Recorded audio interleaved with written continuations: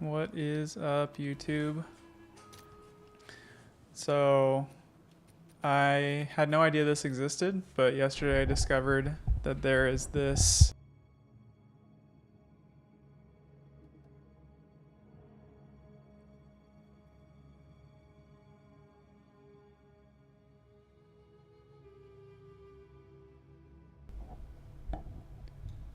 and my mic was off. Okay. What is up, YouTube? Yesterday I discovered that there is a focus that gives you 100% poison chance from spell hits. Kind of interesting. I'm ignoring that last line because there was a line on here that said increased chance to be poisoned, but that honestly wouldn't matter anyways because I decided to go chaos inoculation on this build. So yeah, kind of a cool focus. Got one with increased spell damage enchant on it. It also has that line, 20% of elemental damage from hits is taken as chaos damage. And since we're chaos inoculation, that means we get a 20% flat damage reduction against elemental damage. Kind of cool. And then, just have a physical spell wand, Atziri's Splendor, an energy shield one, a little bit lower in energy shield. It's an evasion energy shield one, but still got 800, so not bad for that +1. And then I got a Vertex with 20 Spirit to allow me to put Blink on the build. So that's what I'm working with for right now. Tree's kind of crazy. Because I'm a Pathfinder, I can start in the Sorceress area. But yeah, that's what we're working with. So I'm going to try running the temple a little bit. I know my temple for this character kind of sucks, but I don't really want to rebuild it, so this is what I'm working with.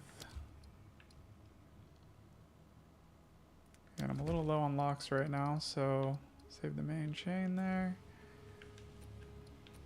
Oh, I'm also doing, I've got Thrashing Vines in Cast on Crit. I feel like it feels nice for clear. So I don't know. I haven't taken this build into the temple yet though, so let's see how it performs in a decently juiced temple.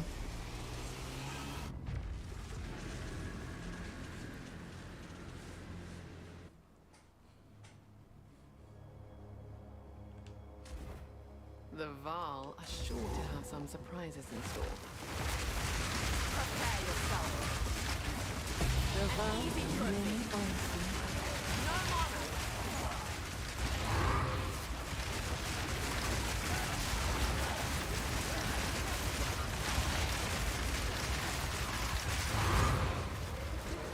I need more mana.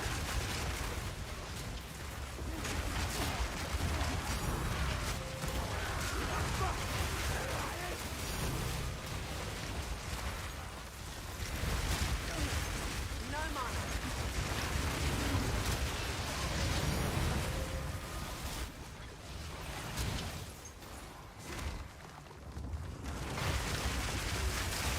I don't have enough mana.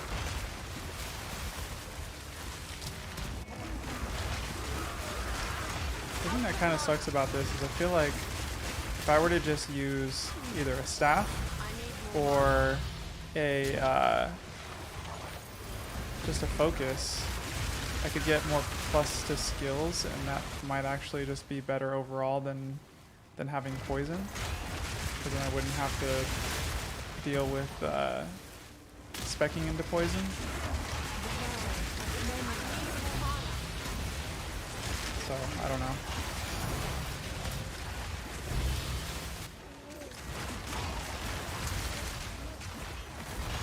All those extra passive points that I have spec'd into poison are kind of hurting me, I think.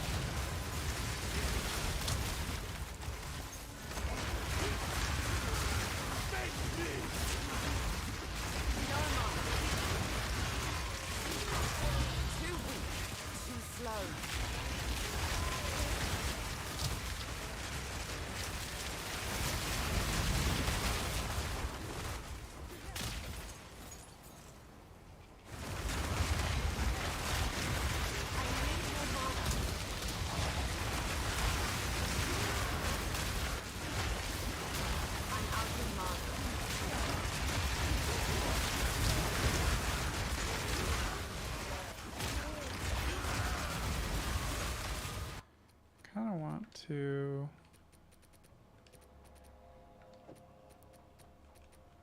put this on here in place of what though?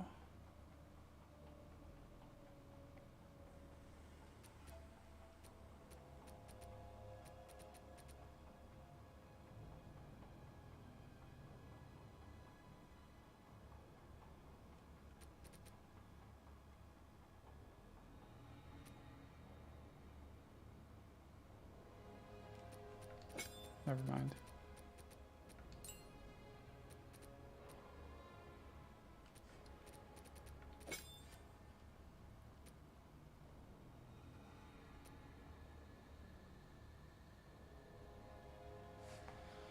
I feel like I really need the +1 to limit here. If I take off efficiency, I feel like I'm gonna struggle with mana issues, but let's try it. Out of mana.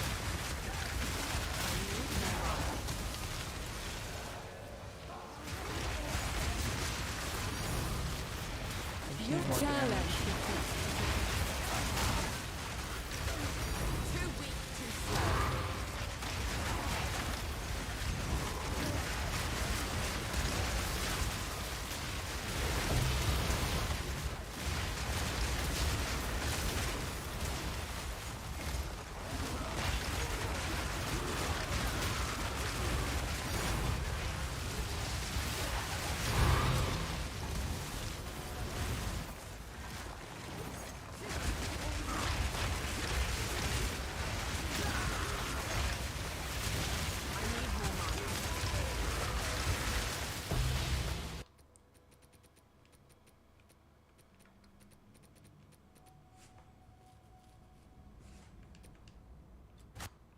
I don't have enough mana.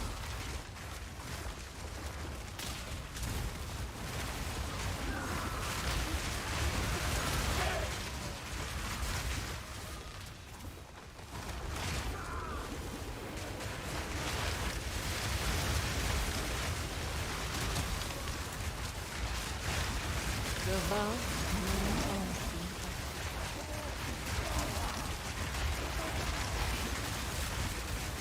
Prepare yourself.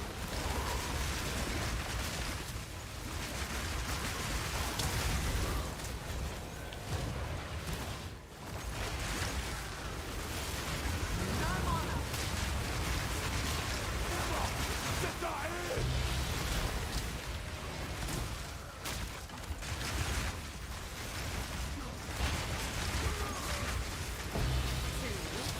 Too slow.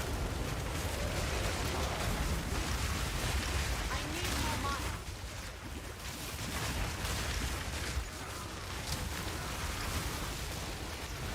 I'm out of mana.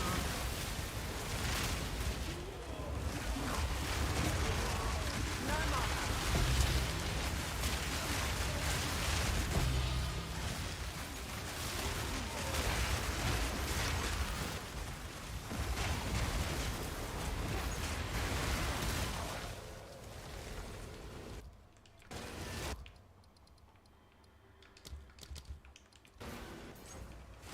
Perhaps you will be Out of mana.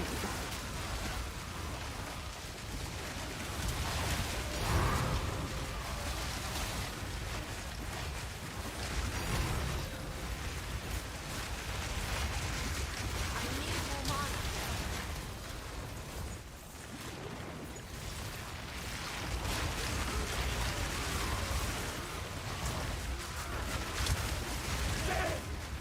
Out of mana. Dude, admit it feels pretty satisfying when you see the plants, the thrashing vines overgrow. I don't have Get enough those mana. giant vines slamming down, doing a bunch of damage.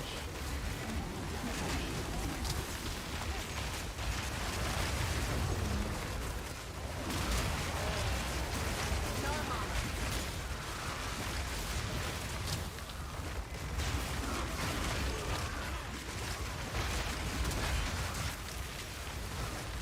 I'm out of mana. Quick and lethal. I need more mana. I would say the biggest problem on this build right now is that I am just the entire time I'm hitting my entangle, I'm constantly just blasting my mana potion.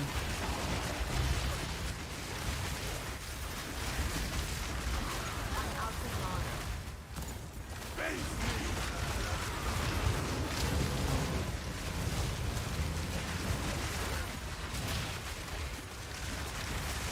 I need more mana.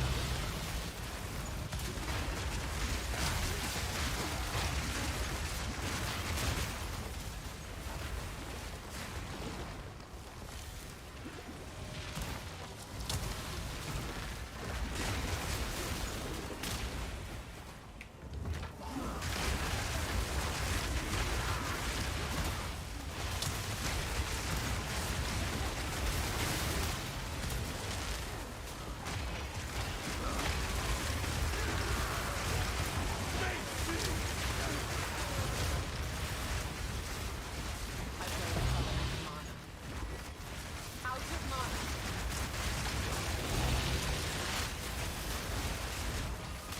The Val I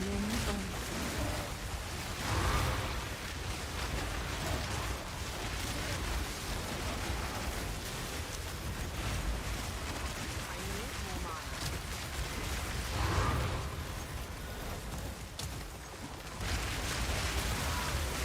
Barely broke a sweat.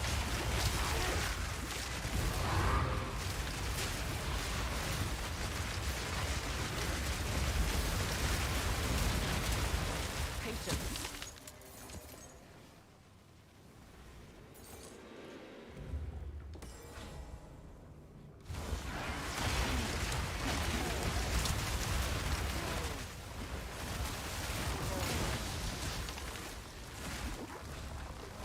You reek of stupidity!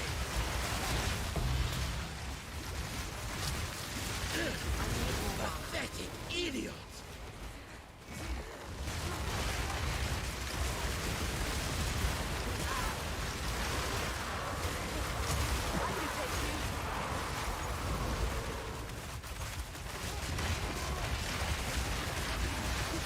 I don't have enough mana. Learn your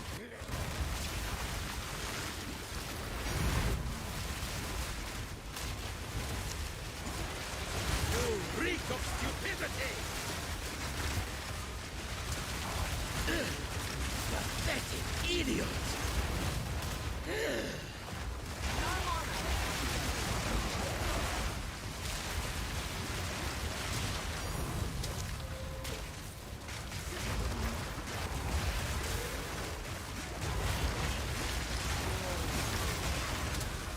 I need more mana. Too weak, too slow.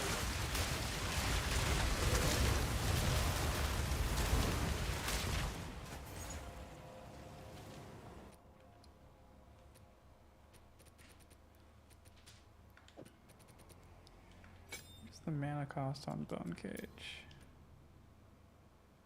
292 versus 551. Oh, well, that's because of... What am I doing here?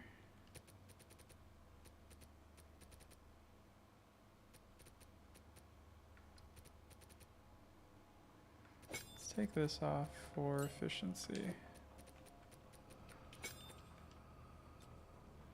See how bad it is not running overabundance.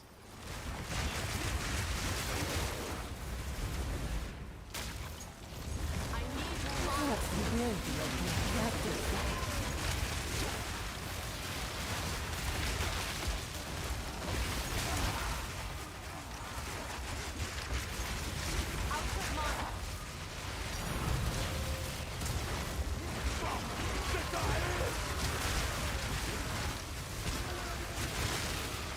I don't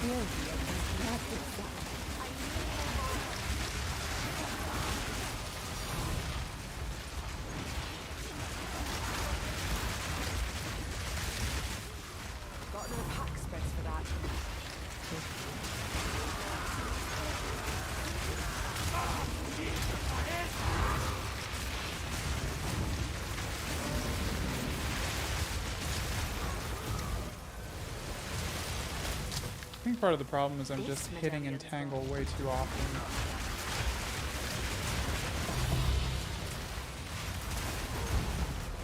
Like, I definitely need to use it, but I don't need to spam the crap out of it.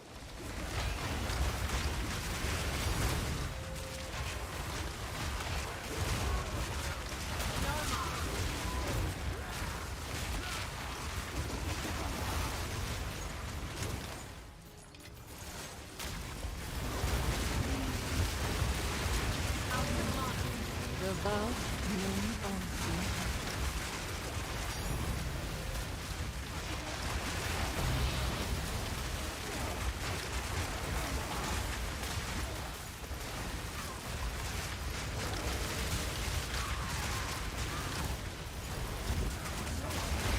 Like the vines with pass on crit just continue to proc.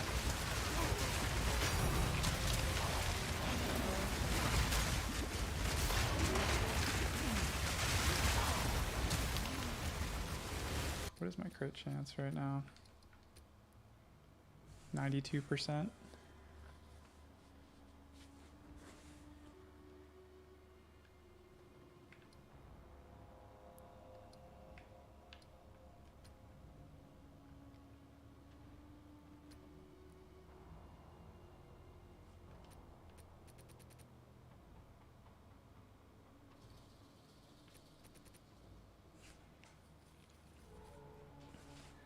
Bone Storm and Bone Cage both have really high crit chance, like implicit crit chance.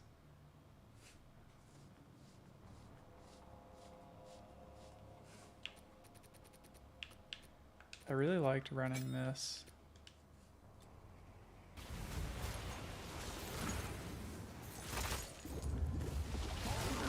In my sight. Challenge.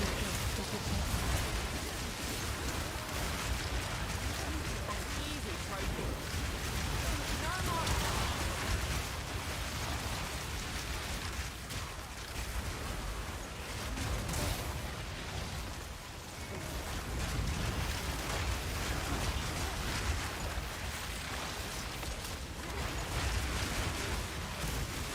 I need more mana.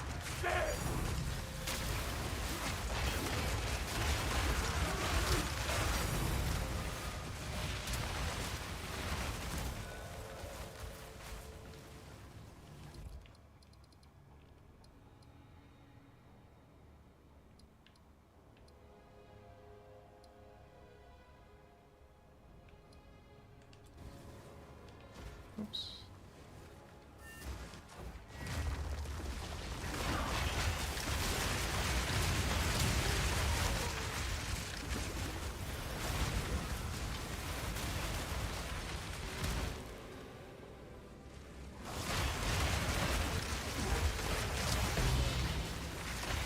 I need more mana.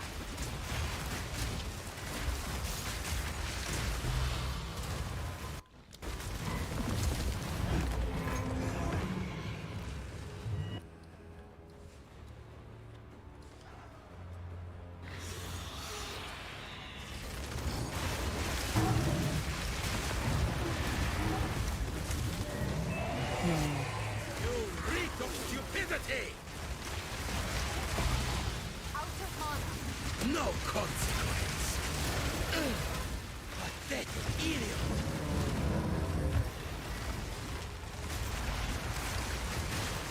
Barely broken.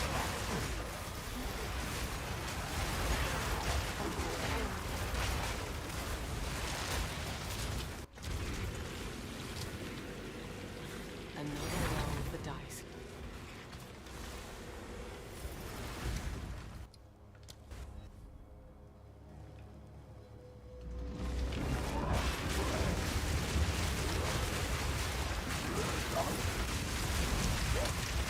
Out of mana.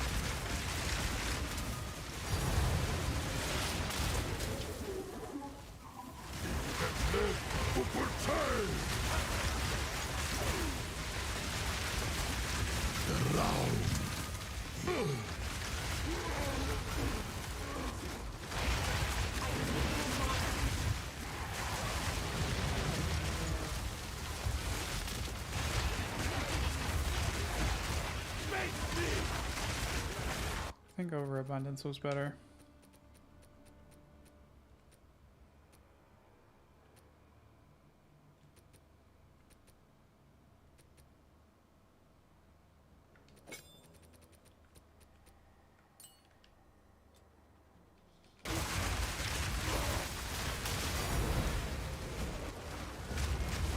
Got in him!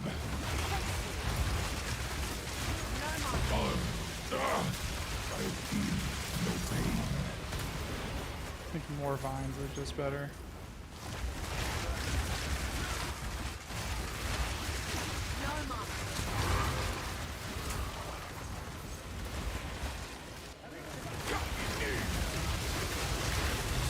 I feel no pain.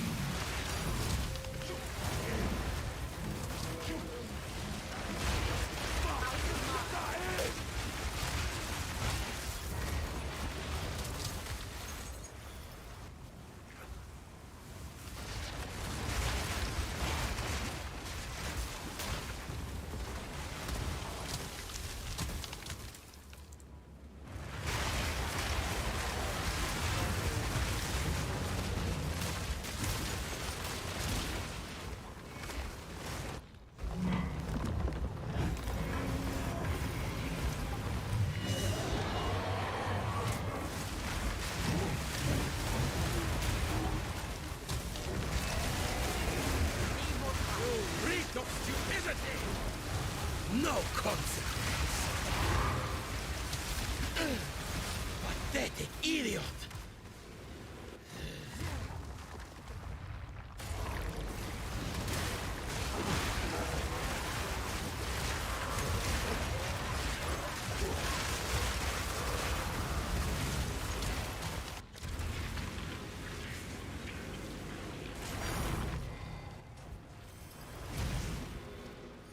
Let's fight the architect.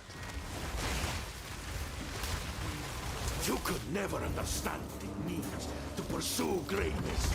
Oh, I still got chiming stuff. It's not right.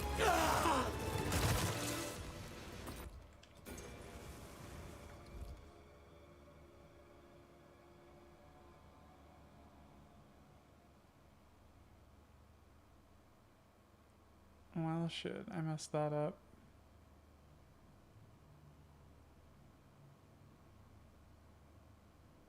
I messed that up. I'll just fight him again next round.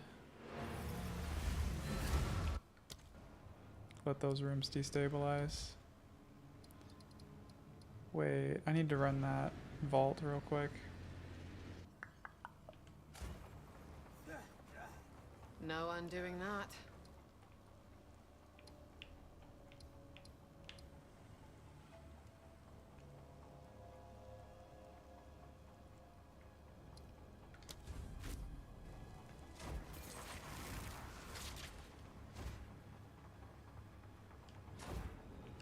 I'm not ready.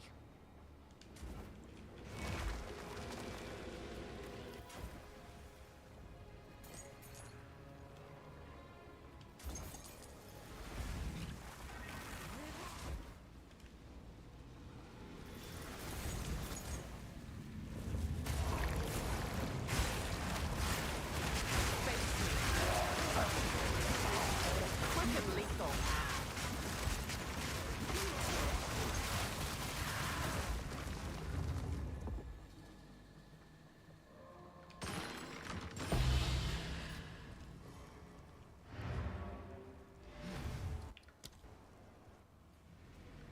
Okay. Now we're gonna lock second chain. First chain's locked. And I don't need to lock the generator, 'cause I've got one.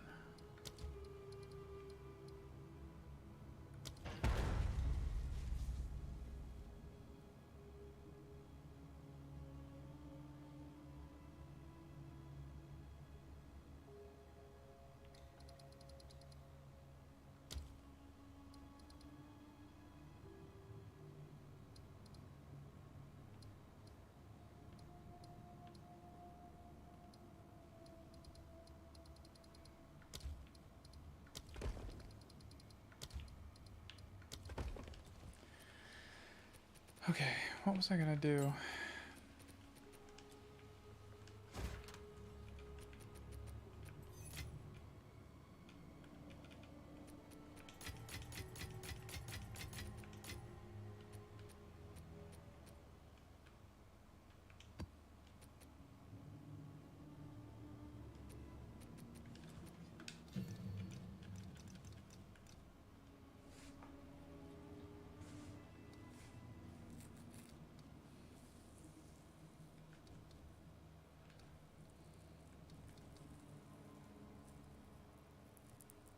I think the 40% increased effect is actually worth it.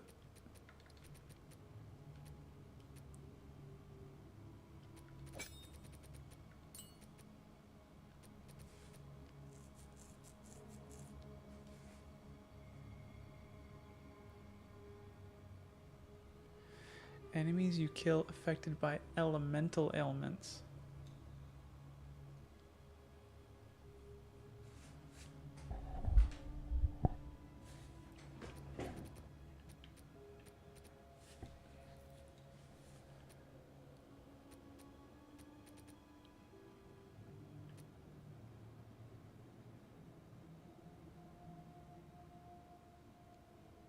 That's why I'm not getting a ton of remnants. Why does everything have to benefit elemental? Like, how am I supposed to sustain my mana as a physical caster?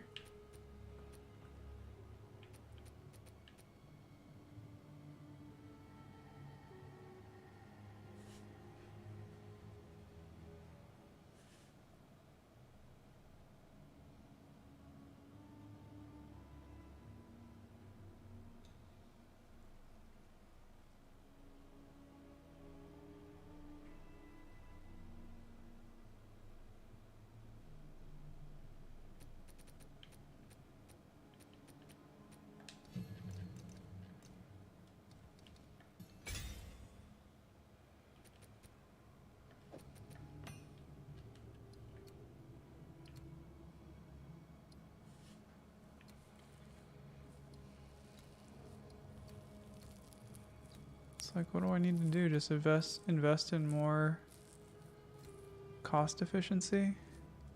It's reduced mana, you don't want that.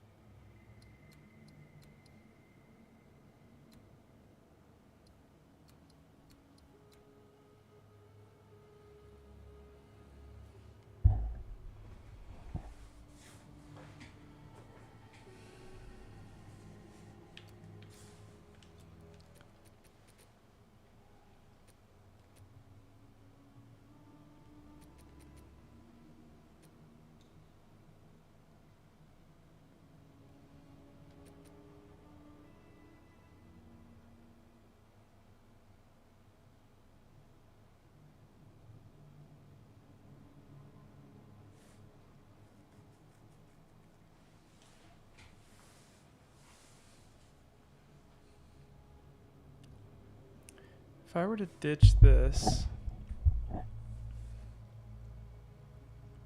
this has increased mana cost of skills.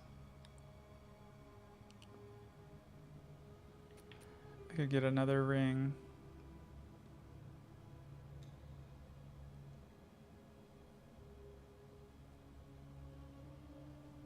I should just take the one off my other character. I'm gonna try something.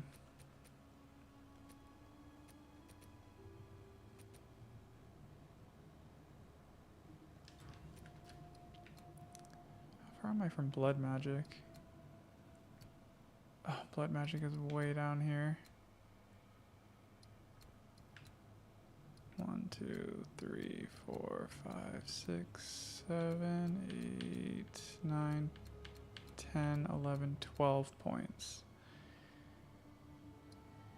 12 points to get blood magic.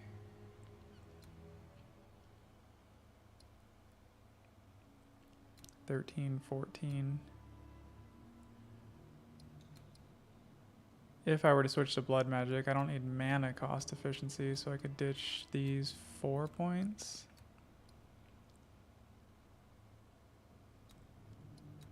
One, two, three, four, 5, 6, 7.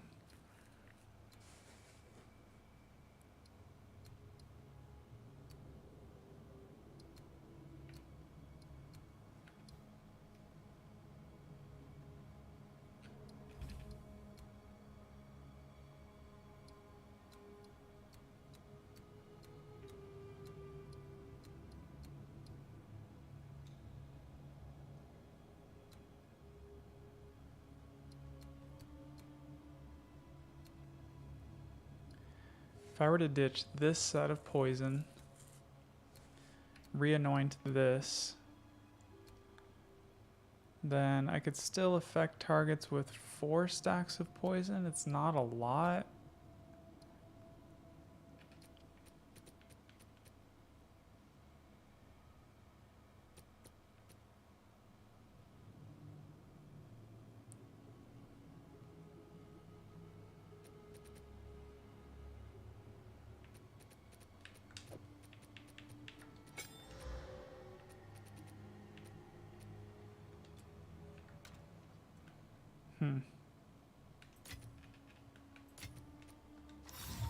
Such ancient power.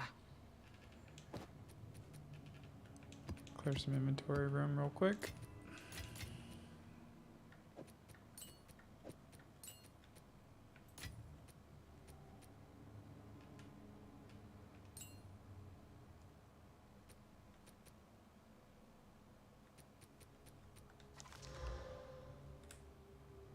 Ooh.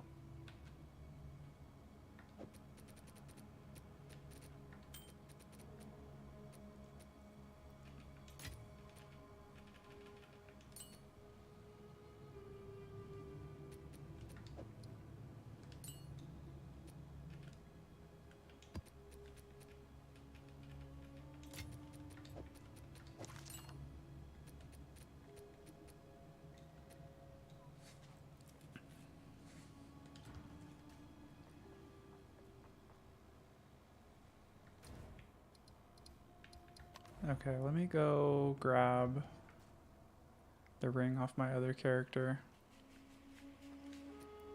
If I do that, I'm losing almost 60% crit chance. 60% increased crit chance.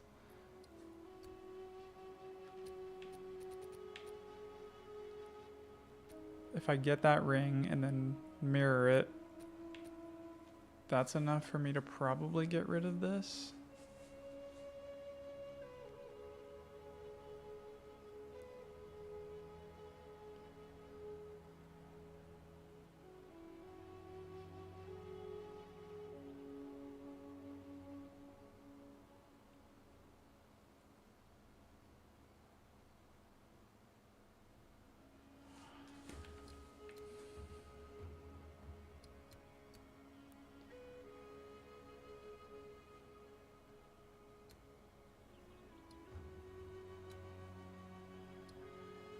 Maybe I'll get rid of these. So if I get rid of 1, 2, 3, 4, 5, 1, 2, 3, 4, 5, 6, 6 points.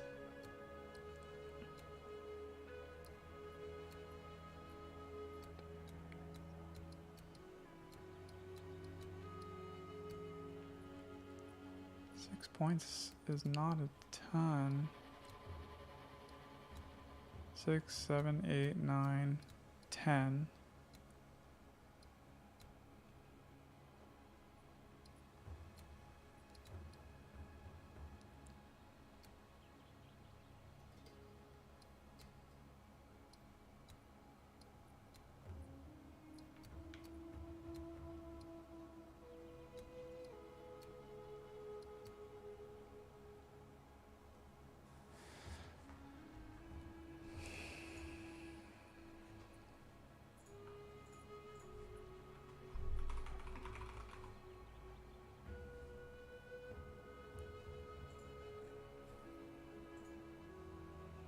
Yeah, the helmet. I don't want the helmet though. Is that a jewel?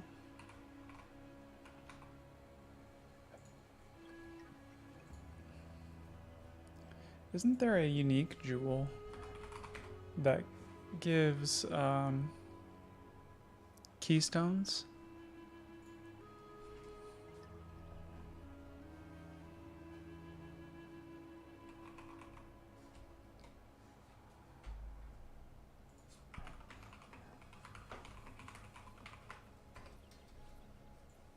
Let's see.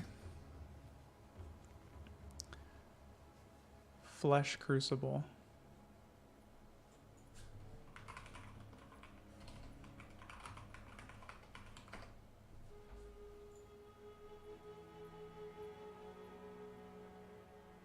Random 1 keystone.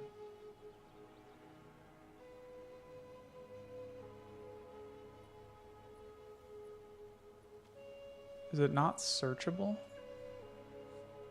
Because I feel like I should be able to search.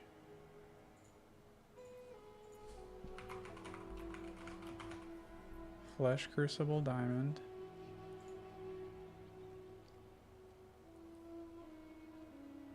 But how do I search the keystone that I want?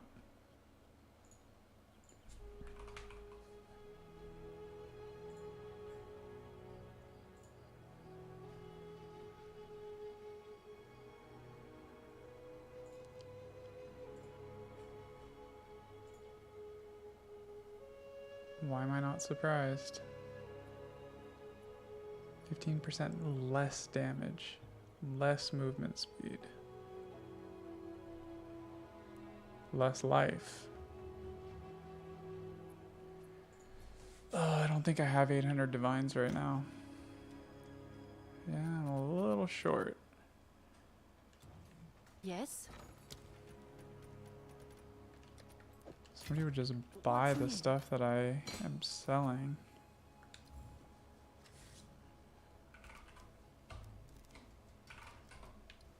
Price drop.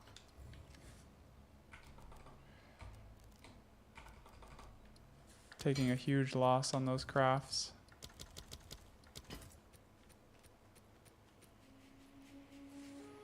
What does this one give? Chance, bonus. This is basically the same as the one I'm using, right?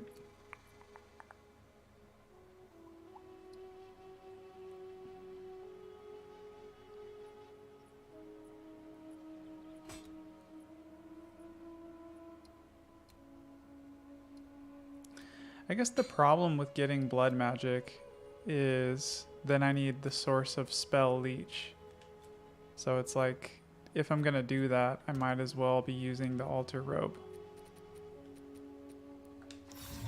Inspiring. With the last line removed for life cost efficiency.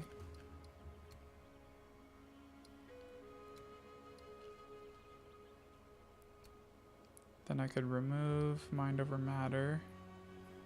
Or, no, I would keep that on.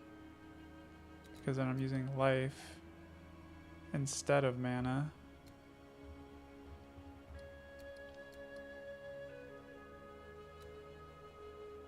I'd have to put life tap on everything.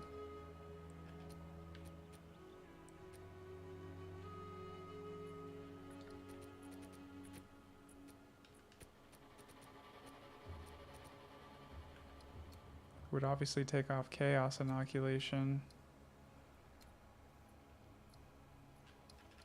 I really just want to make CI work with this.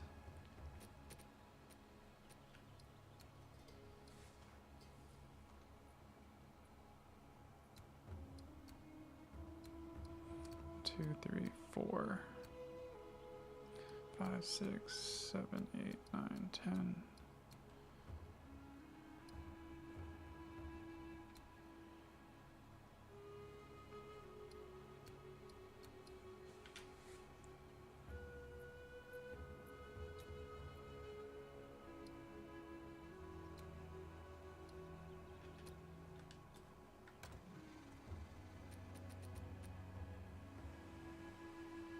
No, if I got blood magic, then I wouldn't need to use life tap. That's the whole point.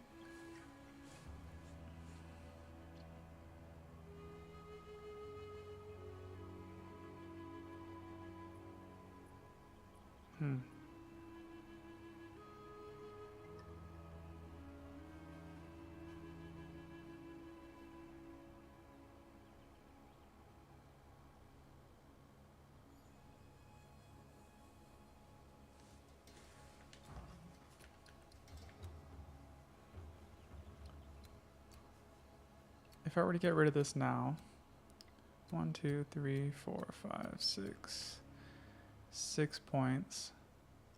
1, 2, 3, 4, 5, 6, 7, 8.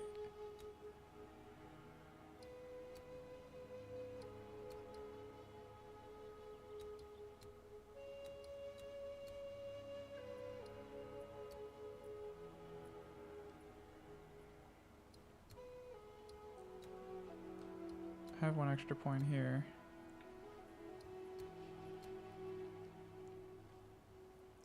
Six.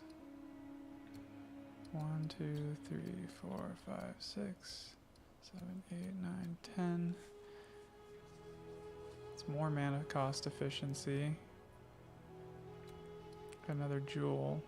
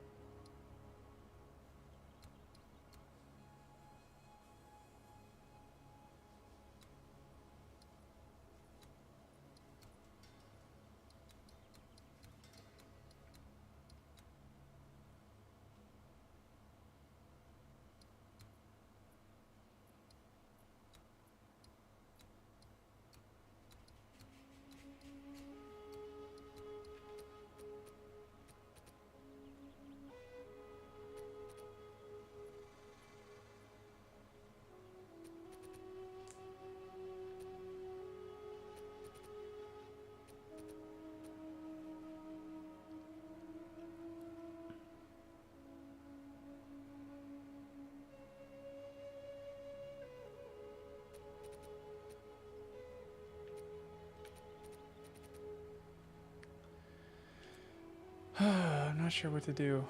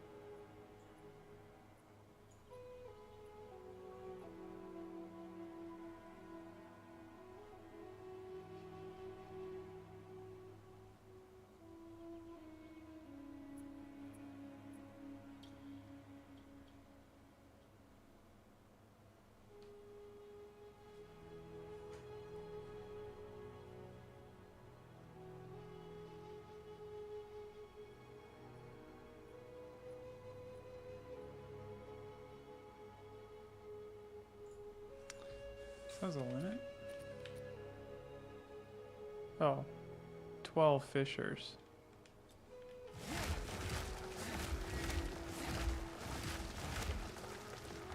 I'm gonna put a lot of those out.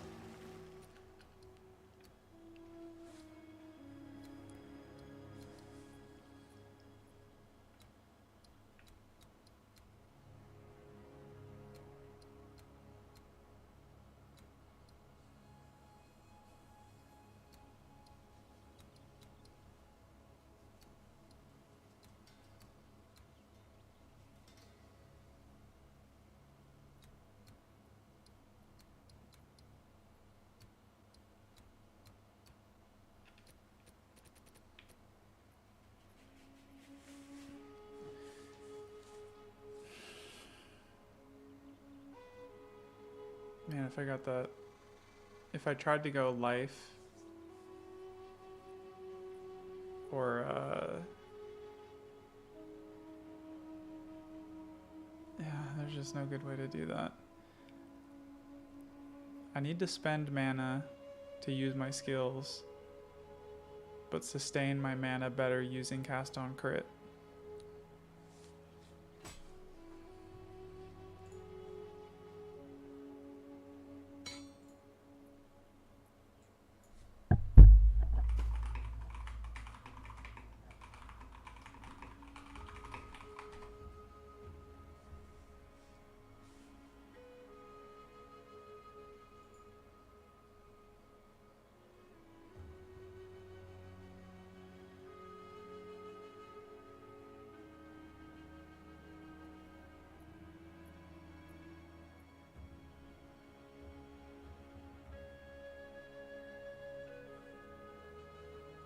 Yeah. Undying Hate. This was last season.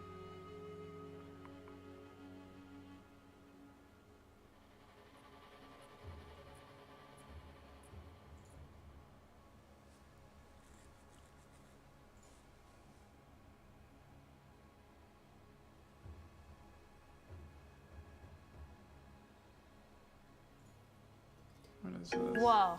What's that? I just built a budgeting app in Base 44. Nina just built an app. Impossible. This on YouTube. 3 weeks ago.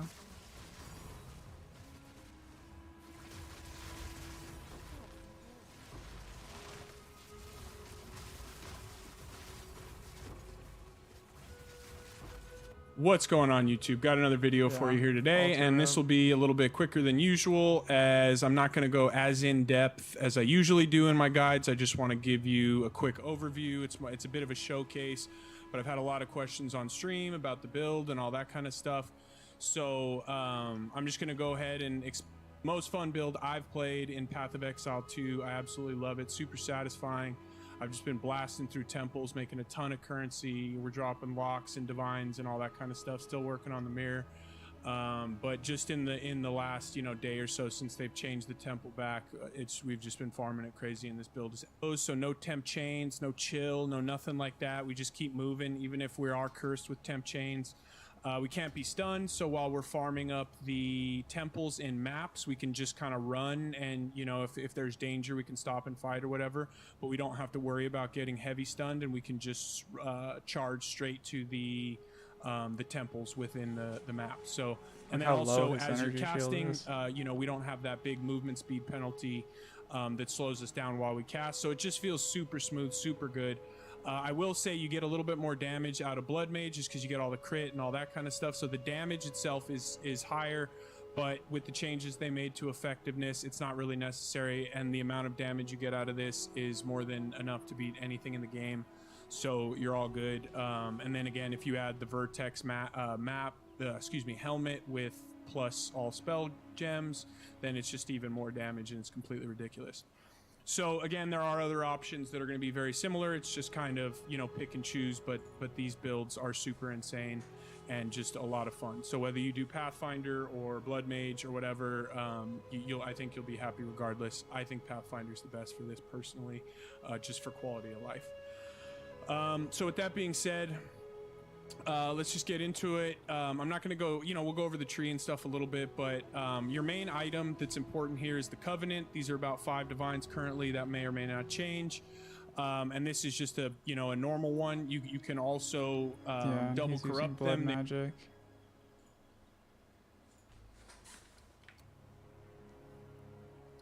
So he is just like starting here, making a beeline for blood magic.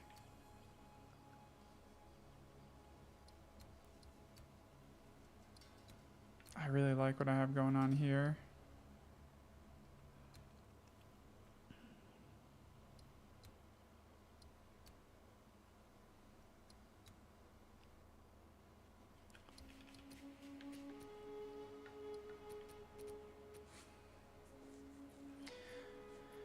I totally could use life tap.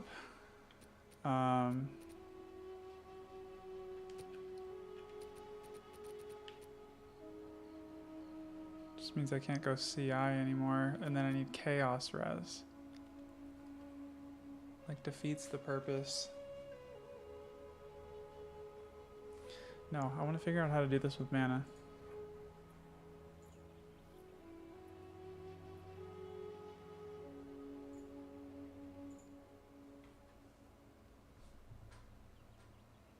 Yeah, mana cost reduction.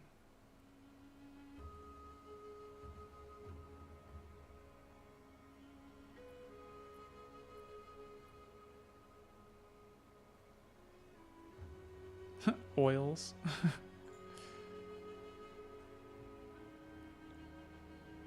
I have 2% mana on kill. The problem is I'm not getting enough. I'm not killing enough things fast enough.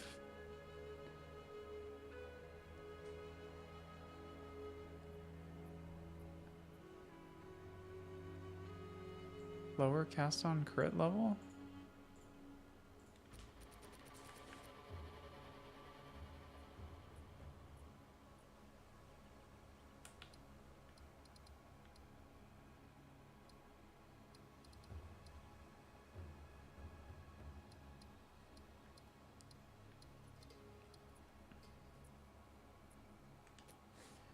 I like the convenience of using like Google's AI to answer questions like this, but half the time it's just straight wrong.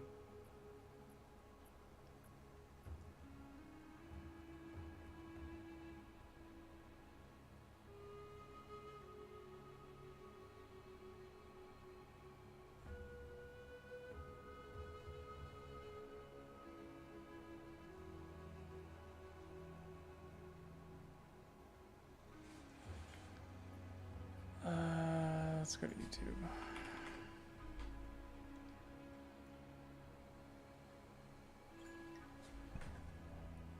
And let's find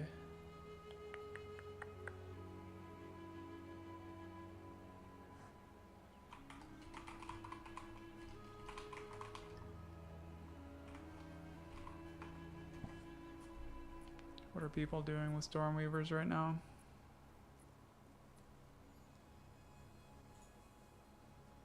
Hey guys, okay, so in this video I want to go over the Arc Cast on Crit Stormweaver build. I've been playing this league.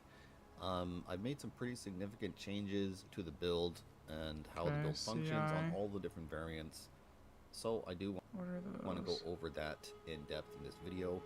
We're mainly going to be playing on the Giga version. This is kind of the gear and stuff I'll be showing you, but I'll go over each different variant. in this video with timestamps. You can go jump around and check the elemental equilibrium. Okay, so let's cover the curse setup or the mana regen setup. Basically, this is basically using the Kupalotl's Theosis Soul Core. We're gonna socket this in our gloves, basically because I guess you could put it in your belt if you have a Darkness Enthroned. Some of the other versions of the build do that. Elemental equilibrium. Whoa. Okay, so let's cover the curse setup or the mana regen setup. Basically, this is basically using the What does that say? Why is my quality so bad?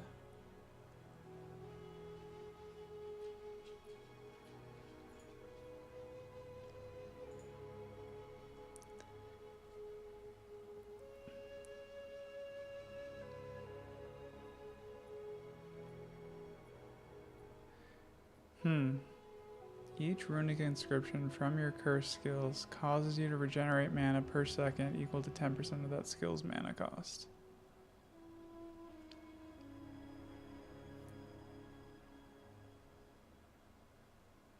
That only works if you're using Dodra's Undoing. Dang, this guy has 4 mirrors. the Kupalotl's Theosis Soul Core. We're gonna socket this in our gloves, basically because I guess you could put it in your belt if you have a Darkness Enthroned. Some of the other versions of the build do that. However, Headunder is extremely cheap, so you probably want to put it in your gloves.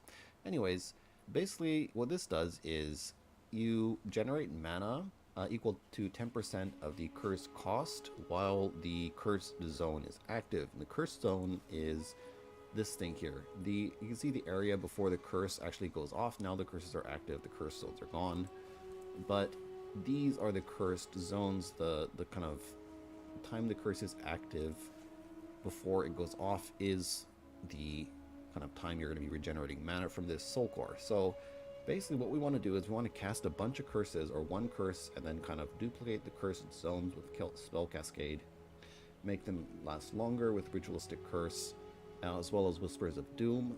And then I just have some other energy stuff. You can kind of swap these around. These are optional, but this is just so that my spell slinger is getting as like max energy, basically. One other thing to note is you do want to have the 60% increased effect of socketed items on your gloves for the soul core. If you don't have that, then the mana regen is significantly worse. It's only 10% versus the 16% that you're going to be getting. Next, let's just for the soul core. If you don't have that, you're going to be getting. Next, let's just cover the rest of the skill. So he's using Spark, and then a curse on Spellslinger to get mana back?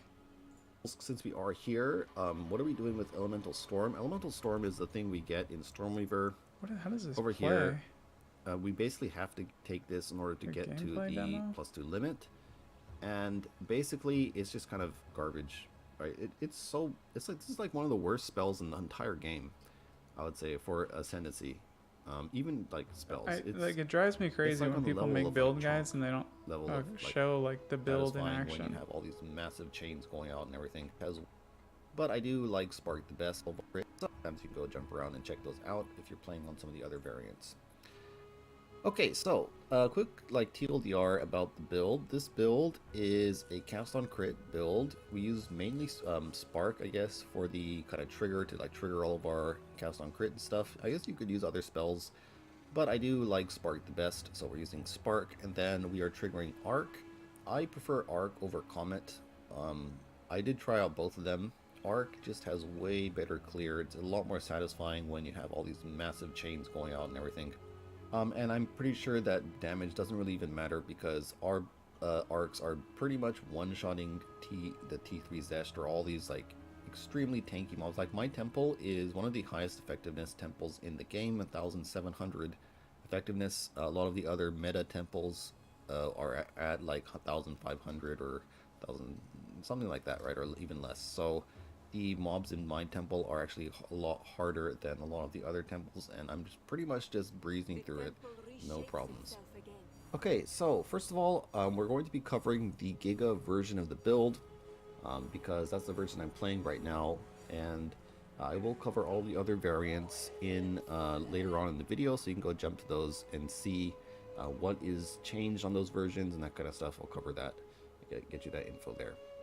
Okay, so first of all, let's talk about how we're generating our remnants, basically. We did kind of touch on it, but basically it's in our cast on crit, we're going to now be putting the living bomb inside the cast on crit. And this is the links that I kind of settled on for this Gigas part of the version. With the living bomb, and then efficiency 2, Rakia, elemental equilibrium. Okay, so let's cover the curse setup, or the mana regen setup, basically. This is basically using the Kupalotl's Theosis Soul Core. We're going to socket this in our gloves, basically, because I guess you could put it in your belt if you have a Darkness Enthroned. Some of the, basically, this is basically using the Kupalotl.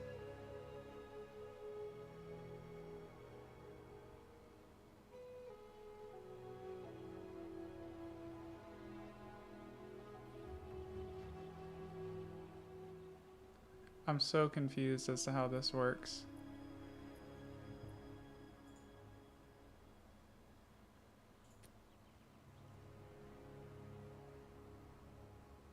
I love that I just have an iron rune in there right now. That's so dumb. Okay, let's get one of these. Have an order?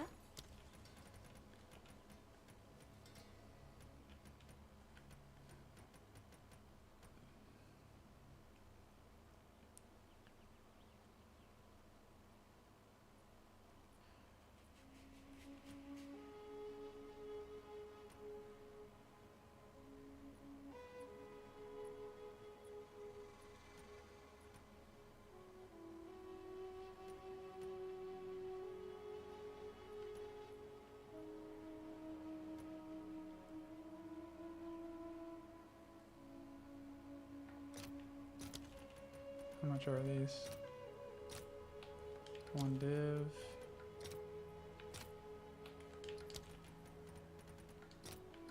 All right, your order is registered.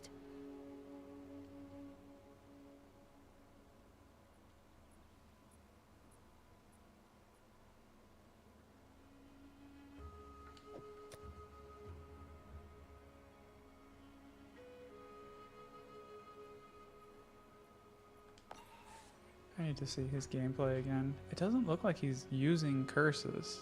I'm so confused. Kupalotl's Theosis Soul Core. We're going to socket this in our gloves, basically, because I guess you could put it in your belt if you have a Darkness Enthroned. Some of the other versions of the build do that. However, Headhunter is extremely cheap, so you probably want to put it in your gloves. Anyways, basically what this does is you generate mana equal to 10% of the cursed cost while the cursed zone is active. And the cursed zone is this thing here. You can see the area before the curse actually goes off. Now the curses are active, the cursed zones are gone.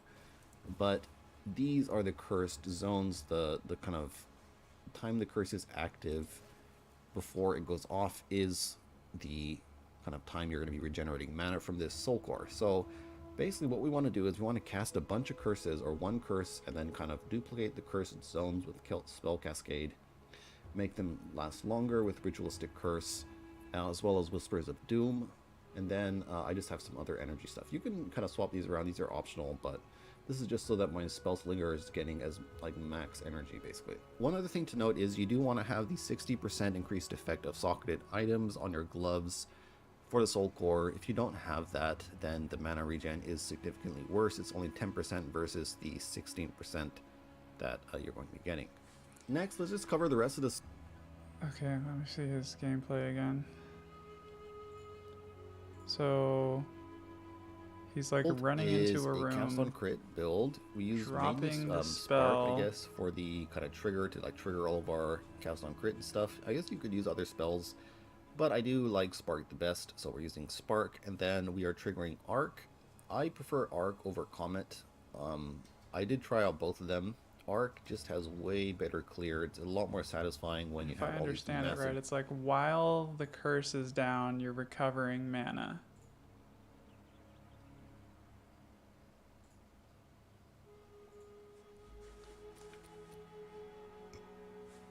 Should I just buy a new pair of gloves?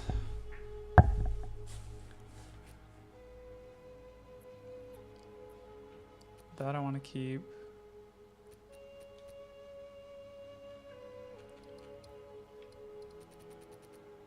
One of these is lightning res. I get a belt that is lightning res and energy shield or int. Let's see. Let's see what we can do.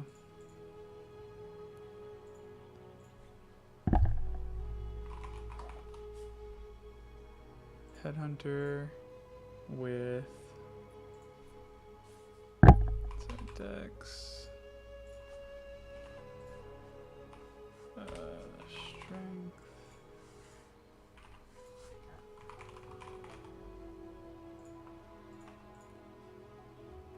and then it's gotta have lightning res and lightning res and what did I say? Preferably energy shield.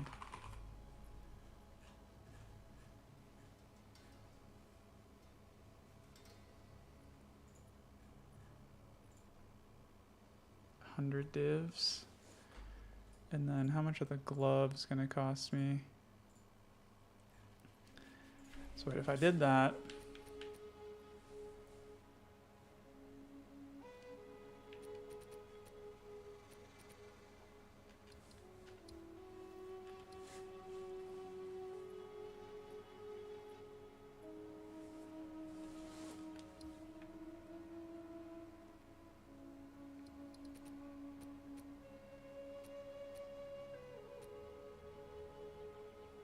and then I got that other ring off my other character.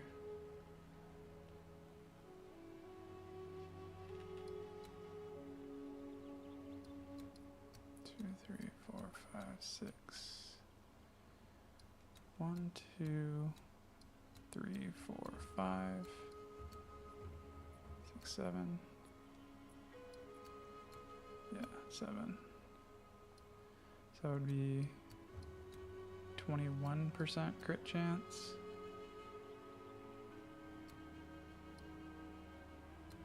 More energy shield. More energy shield on the belt. Yeah, I definitely want more energy shield, so I'm gonna do this. I'm gonna grab... What am I searching right now?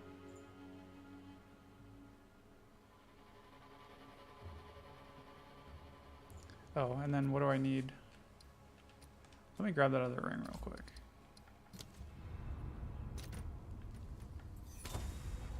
Grab my oracles. I'm taking all the gear off my oracle for this character.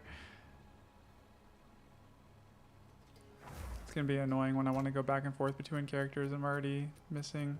Oh, I can put his helm back on actually.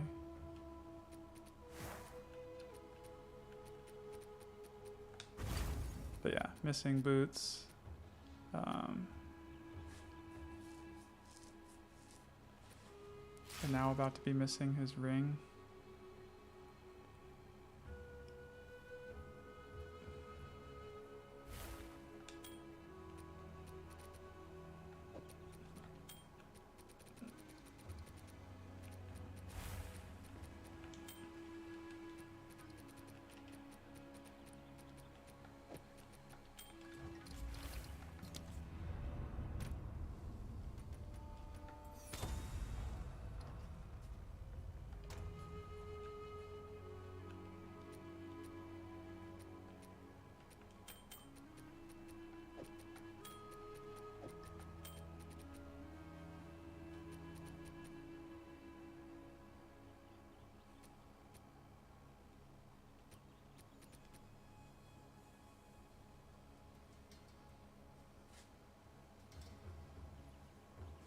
My damage is going to go down so much when I take this off.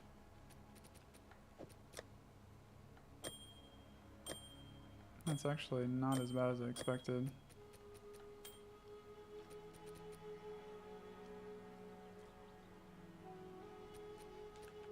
Okay, how are resistances looking? Oh yeah, let me buy that. This belt.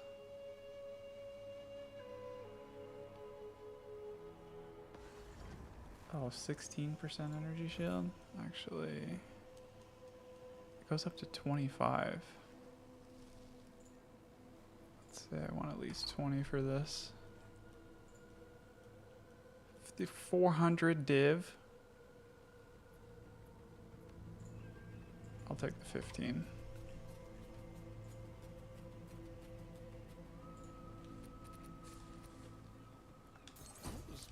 I'll do you proud.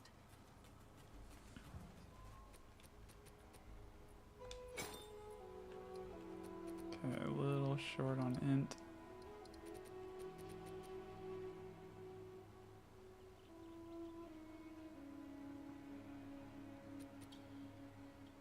How are my reses? Now I'm way overcapped on lightning. Why am I so overcapped on lightning?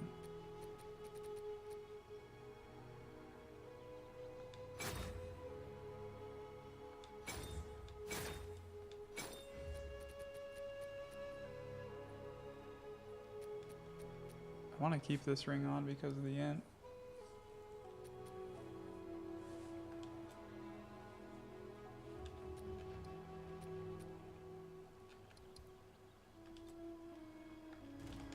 What is One it? must always be willing to change. What The is it? winds change direction.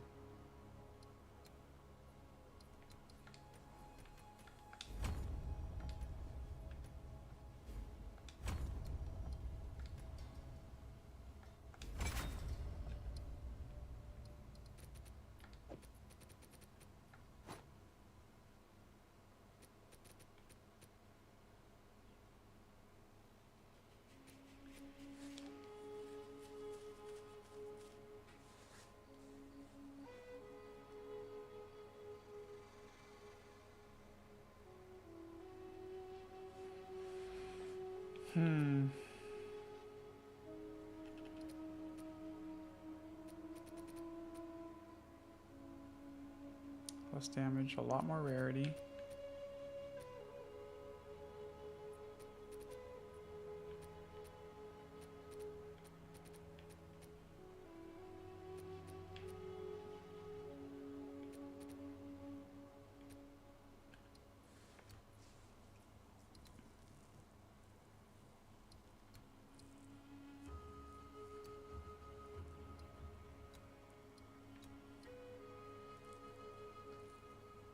Get some of that crit back, some of it back by getting these 3 notables and a little more energy shield while I'm at it.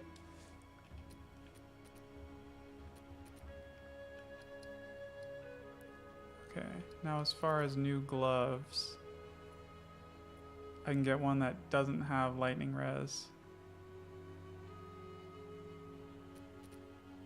Let's see if I lose 14.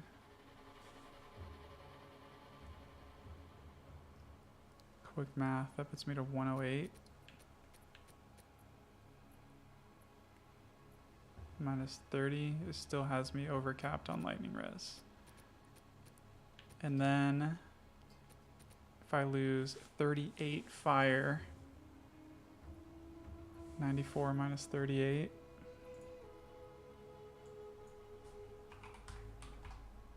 Oops.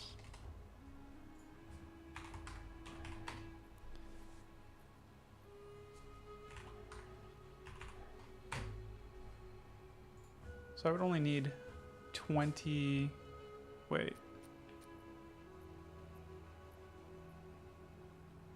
I could get away without getting fire res on the gloves. Okay, let me see what kind of gloves I can get. I want gloves that have, let's say, at least 200 ES. They have,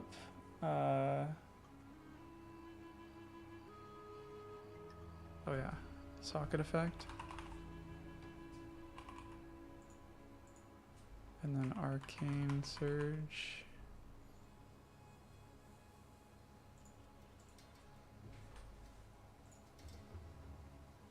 Divs.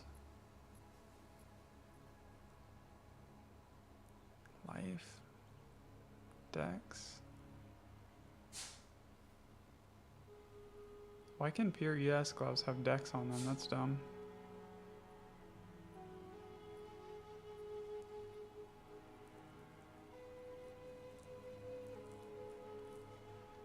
Let's say preferably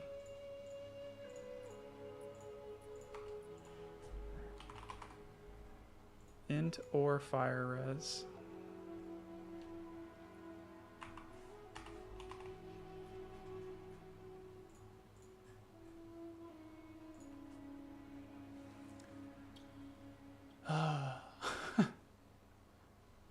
I didn't even specify an amount. These have 300 ES though.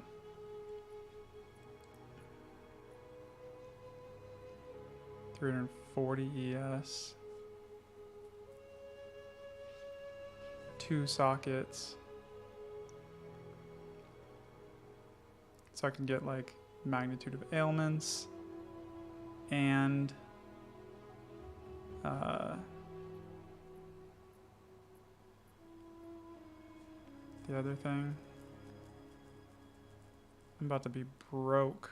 Broke as a joke.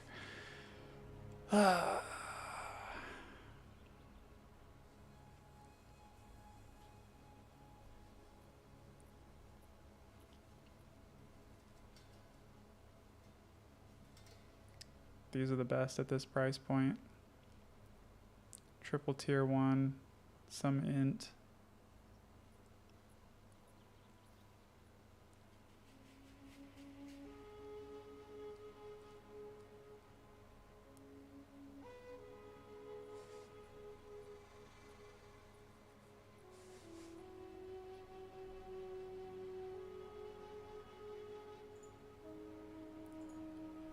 Whatever.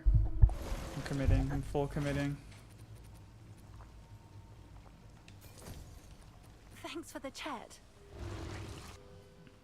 Alright, so now what we're gonna do is get one of the...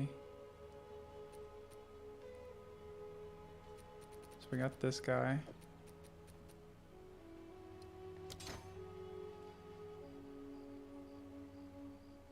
Huh? 16% mana cost, and then this will be nice for the magnitude of poison too. Where is it?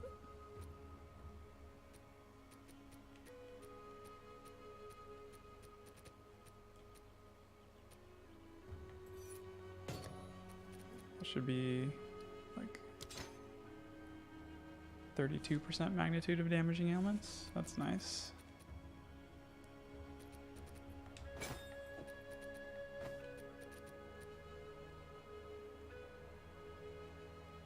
Why can I not use this item?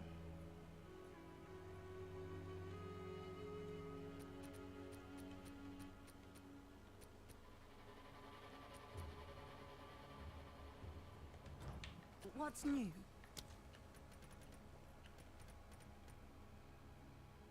You're limited to one of these. This is considered an ancient augment too.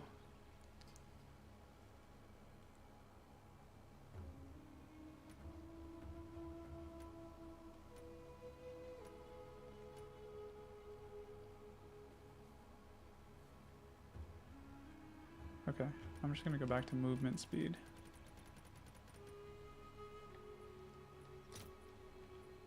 Wait, should I do movement speed or what? Why is my energy shield so... Oh, yeah, never mind. Throw Greater Iron Rune on for the moment.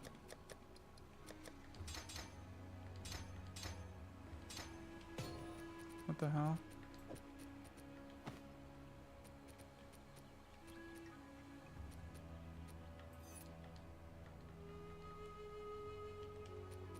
Can you not remove these?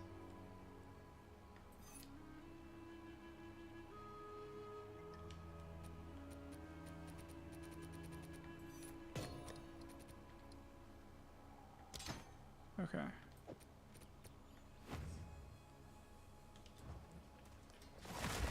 $6,800 ES. I'm not ready. Pretty nice.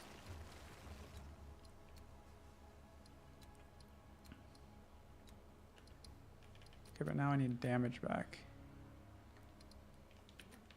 It's my crit chance. Down to 54%. That's kind of painful.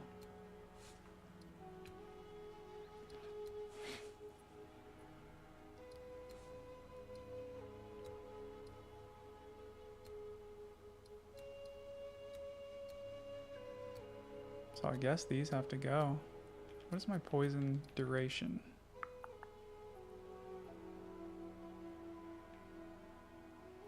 .62 seconds.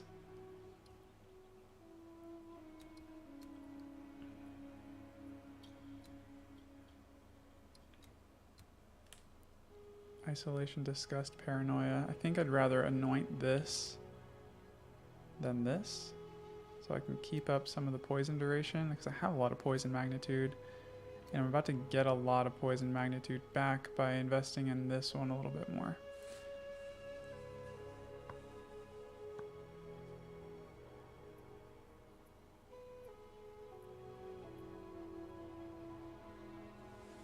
Why does it have to be with critical hits? Maybe I will use this other jewel that I have.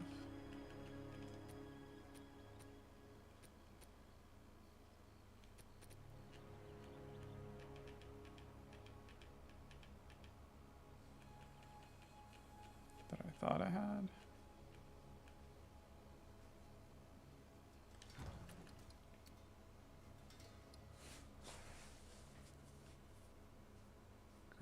Crit chance for spells. Magnitude of ailments.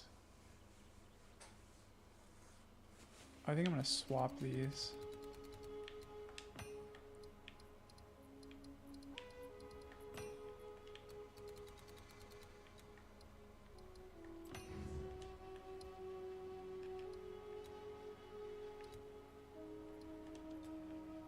The winds change direction.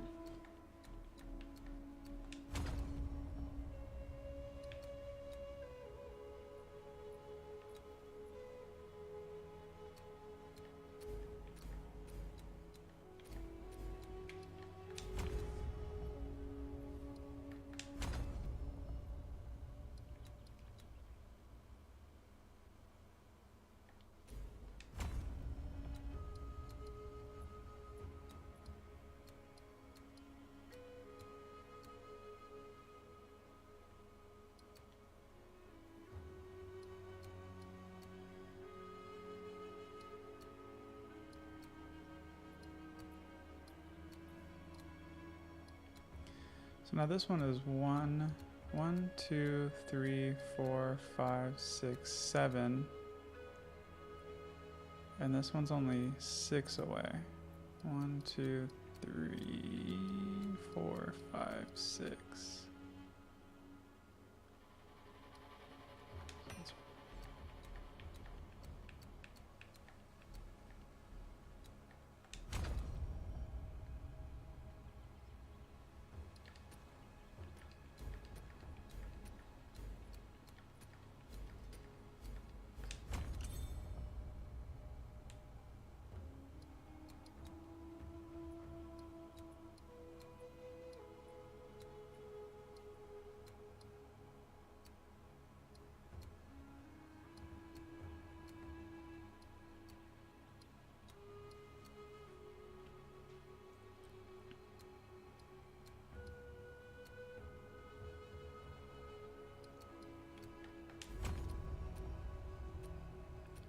Okay, that gave me a tiny damage boost.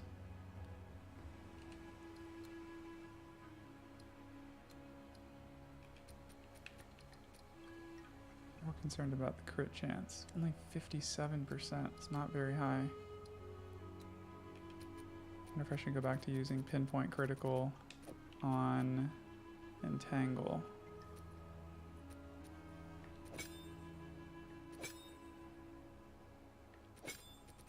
With pinpoint critical, crit chances over 90%. And no downside, whereas this one has a cost multiplier.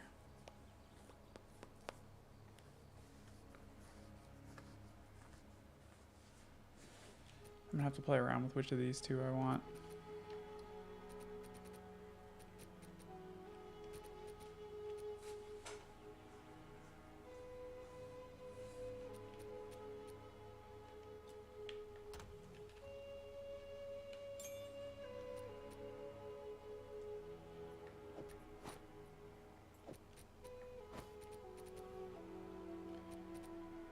Okay, so I'm gonna try this curse tech.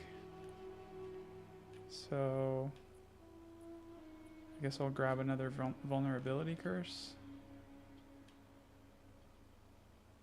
Grab a level 18, because level 18 can curse any level monster, and I'll do vulnerability again. To take out the one I'm using.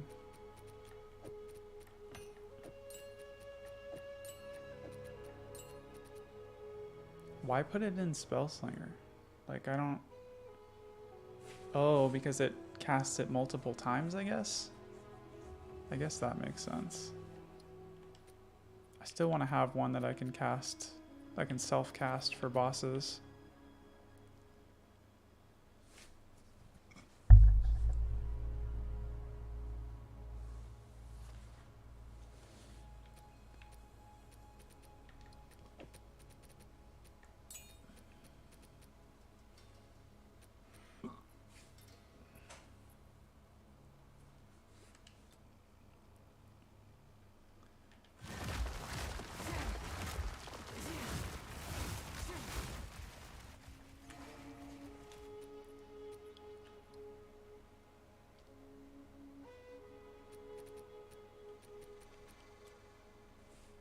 How much money do I have left?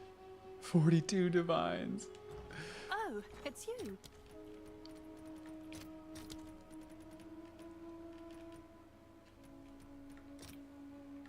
All right, your order is registered.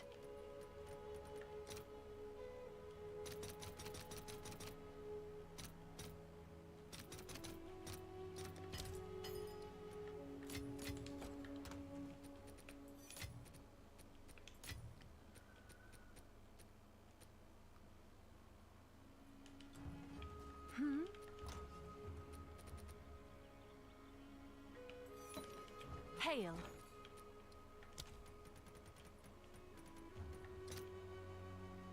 Oh, these went way down in price.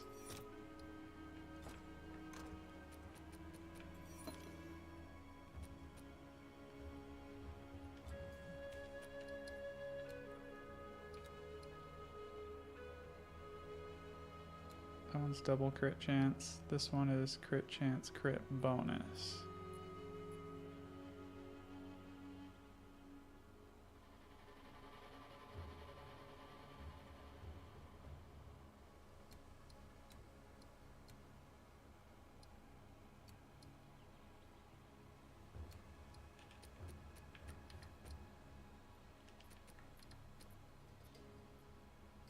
Crazy that this is still only 57%. Bone Storm stays high because it's got a high base crit.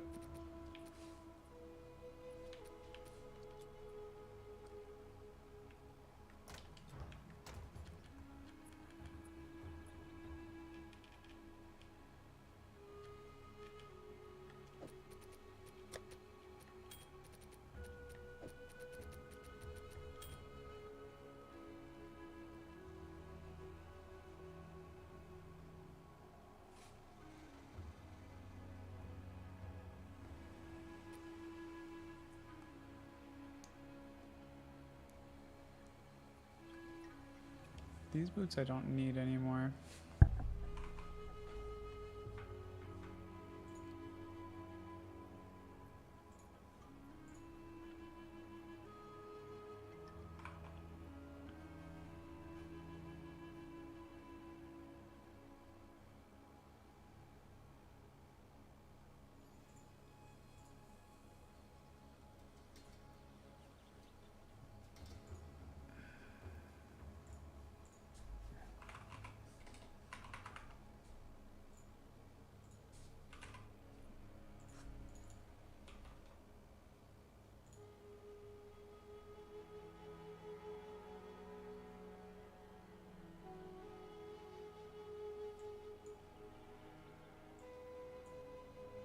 Ah. That's not what I meant to do.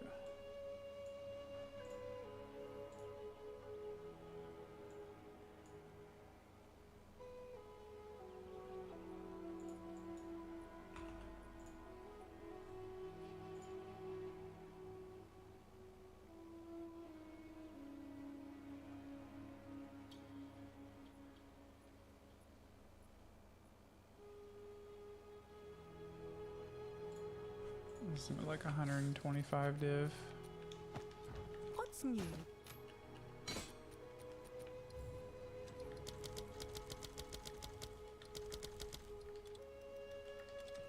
I'll do what I can to sell it for you. Okay.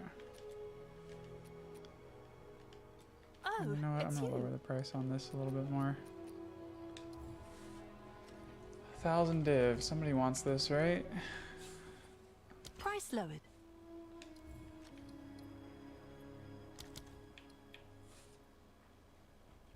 I'm gonna keep this at 1,000. It's like such a nice one-handed mace.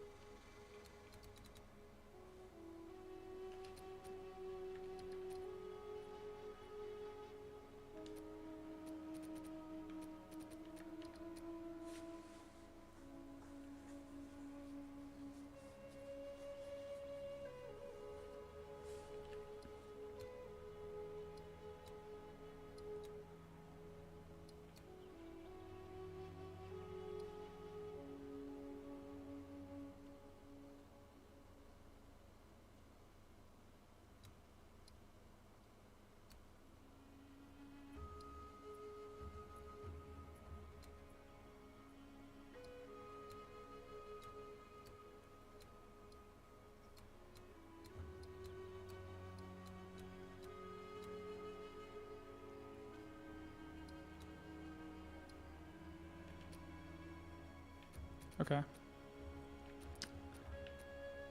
Now let's try this. So we need a vulnerability curse.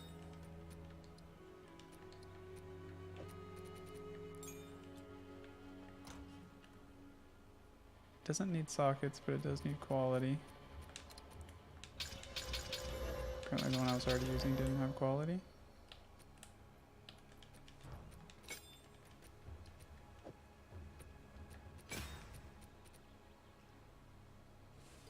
And then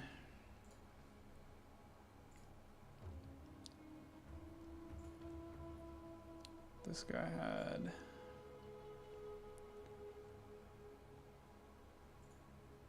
Using the Kupalotl's Theosis Soul Core, we're gonna socket this in our glove. These are the cursed zones, the kind of time the curse is active before it goes off. Create the cursed zones with spell cascade. Make them last longer with ritualistic curse. Okay. Go on.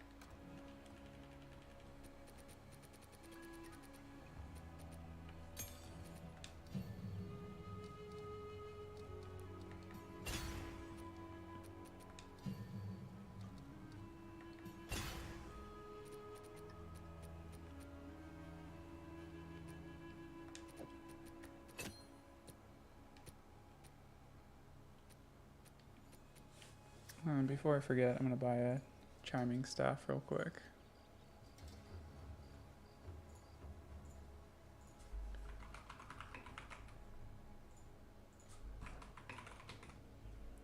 Really, all I care about is it having the six to all spell skills.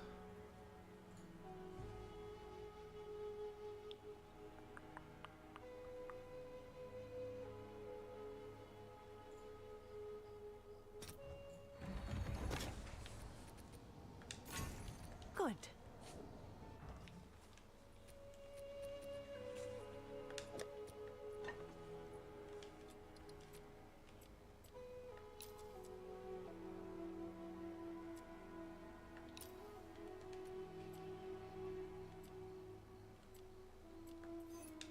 So obviously, weapon set 2, set 1, set 1.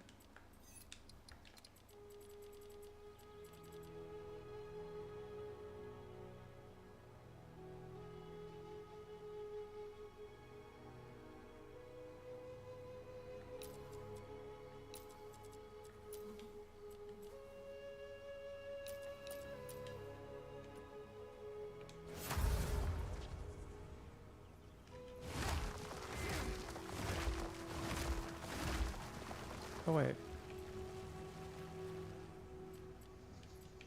I need the spell slinger.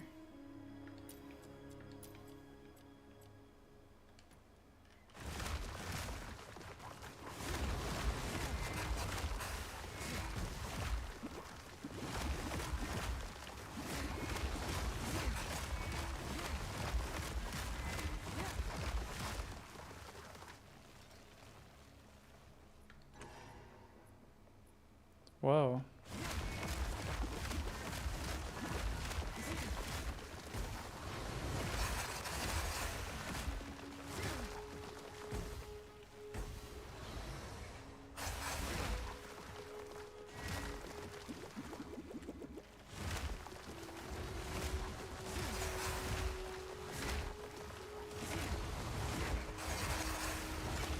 I don't have enough mana.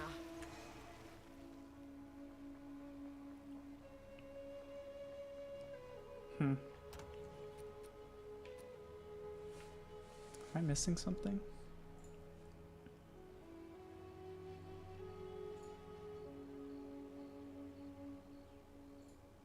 Elemental equilibrium. Okay, so let's cover the curse setup or the mana regen setup basically. This is basically using the Kupalotl's Theosis Soul Core.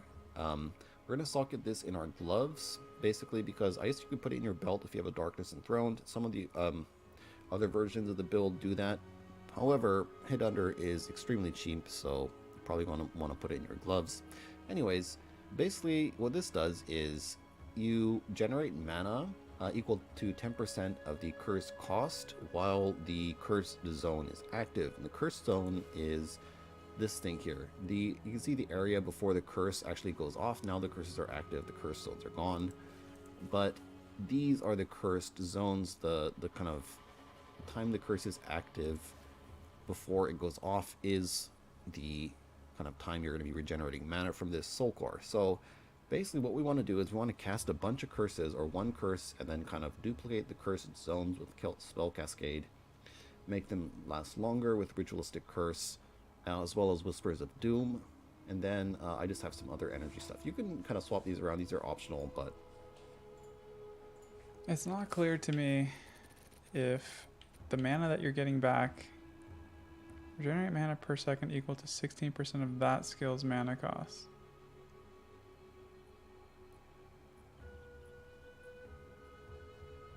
Is it causing me to regenerate mana per second equal to 16% of the curse cost?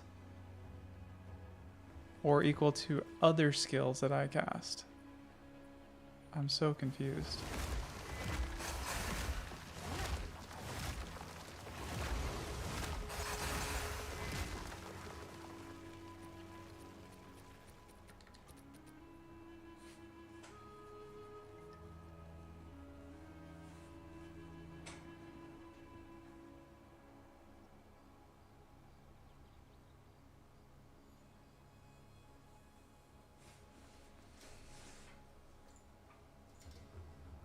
this is just so that my spell slinger is getting as like max energy basically. One other thing to note is you do want to have the 60% increased effect of socketed items on your gloves for the soul core. If you don't have that, then the mana regen is significantly worse. It's only 10% versus the 16% that you're going to be getting.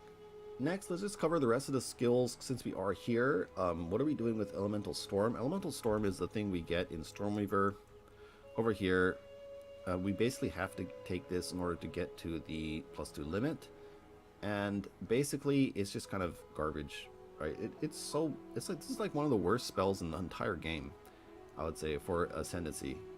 Even like spells, it's like on the level of like Chonk, level of like bad. Anyways, there's only one good use for this spell, and that is to give you Arbiter's Ignition. And Arbiter's Ignition, it's a skill gem that basically we get Elemental Archon when we ignite an enemy. This ignites enemies. We get the basically just automates it basically, right? Now for Spark, we've had to make one change basically, and that's we put Arcane Surge in the Spark. You can also go and actually just grab Arcane Surge over here if you want. You'll have to lose some other kind of points, but it is possible. I prefer to just put it in the spark because our spark is already doing over like around 100,000 damage tooltip without any of these what do you call it, actual damage supports. The only damage support we have is pinpoint critical and rapid casting. So if we, you know, it's already doing enough damage. I've gotten this all the way up to over 1 million tooltip in combat, basically, so it's totally fine. Okay, cast on crits, you kind of cover this, totally fine. I've gotten this all the way up to over 1 million. No, it's already doing enough damage. I've gotten this all the way up to over 1 million tooltip in combat, basically, so it's totally fine. Okay, cast on crits, you kind of cover this, but this is the setup we're using. Level 40 arc. Fire, Brachiotus. Amazing. No. I have a frost wall here. This is only for temples. You don't need this in regular gameplay, but in the temple, there are these mechanical things in some of the golem and smithy rooms, and they just don't activate. So they're just kind of, they're there, but they're kind of, you can't attack them. And you can fix that by casting frost wall on top of them. So that's why I have this. Mana Did Tempest, not know that. This is what we're using here. Morgana's Tempest, so that it run kind into of that all the time moves on my- forward. So you my can kind of Oracle. shoot this in the direction you're moving, and kind of, you can do some kind of cool things like you can kind of walk with it, right? And it kind of looks kind of cool, right? Because you're flying, right? So, but also, yeah, it's a little bit nicer to have it move, because you don't. The Tempest does have like a linger duration, like 2-second linger, you can see. So you don't really want it to be on you, and you have to cast it, and then you have to move out of it, right? You want to be able to like shoot it out, and then get the buff and that kind of stuff. So a little bit easier to play with it with that support gem. Okay, so I am also now using charge regulation with power charges. The only skill gem you can really put in here is Uhtred's Exodus, just to give it more levels. But basically, this thing gives me 29% more critical hit chance, which is pretty insane. If we go into POB, take a look. It's basically taking my spark all the way up to 100% crit chance from 79 when we're in combat. Also, my arc at 63% crit chance all the way down from about 50%. So huge amount of crit from that. And basically, we are generating the power charges with Infusion of Power anointed on our amulet. So that's one of the big changes. I'll cover all the spirit setups in Mobalytics. I did have all of that written out, so we can go check that out in a bit. So that's one of the big changes to the build, actually, is getting Living Bomb and also charge regulation. All right, now we're using Blink, Rapid Casting, and Series and Patience, Second Wind, Mobility. Siphon Elements. Oh, also with Blink, one thing to note is Blink can be a little bit clunky if you're not actually used to using it. And you can kind of see, I'll just show you, if you blink normally, this is what it looks like. And you can see I got in my run sprint animation, I have the Phoenix sprint, right? So you can see if I tap blink, I went in my run animation, my sprint animation. And this is a massive problem, because what's going to happen is you're going to blink, and say these are mobs, they're going to hit you and you're going to get heavy stun. So it's like you need costs a lot of mana. to do a couple of things. You have to basically make a macro that just taps it, basically, right? And this is like a legal macro if you didn't make a macro, because it would be one operation, right? And you're only allowed to do one action per click. So if you did, say, make a macro to just only cast this sprint for, you know, tap the key for like a millisecond, then that wouldn't be, what do you call it, legal or breaking the POS, right? Or what you can do is, if you don't want to do all that kind of stuff, then you can blink and then attack right away. So it's going to take a little bit of practice, and even you can see, even if I'm trying to do it as fast as I can, I'm still going to be, you're still going to see the sprint animation go off, and so it's bomb and also charge rate. I went in my build actually is getting Living Bomb and also charge regulation. All right, now we're using Blink, Rapid Casting, and Series and Patience, Second Wind, Mobility. Mobility. I definitely should have rapid casting on it, though. Oh, yeah.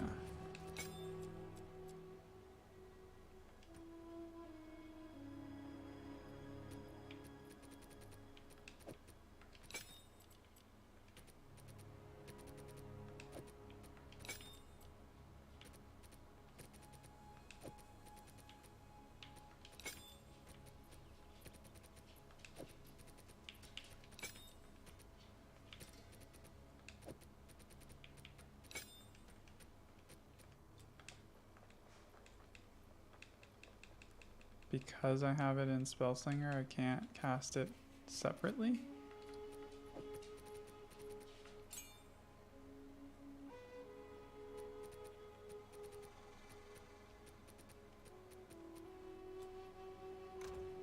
Can I put Despair in?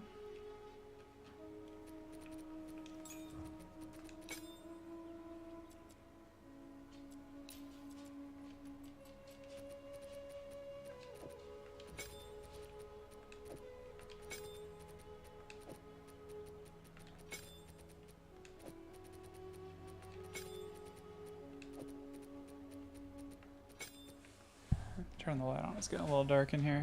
The dog's gonna freak out. He's gonna think I'm going to play with him.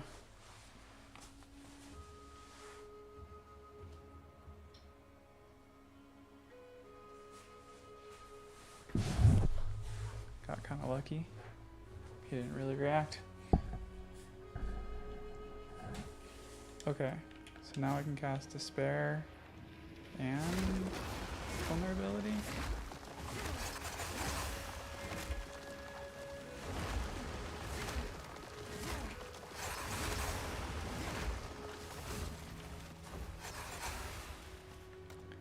I need to try this.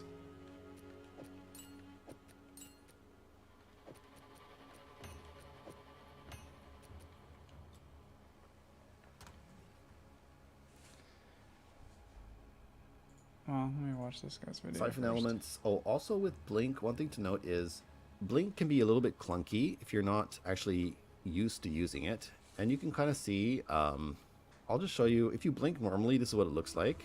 And you can see I got in my run sprint animation, I have the Phoenix sprint, right?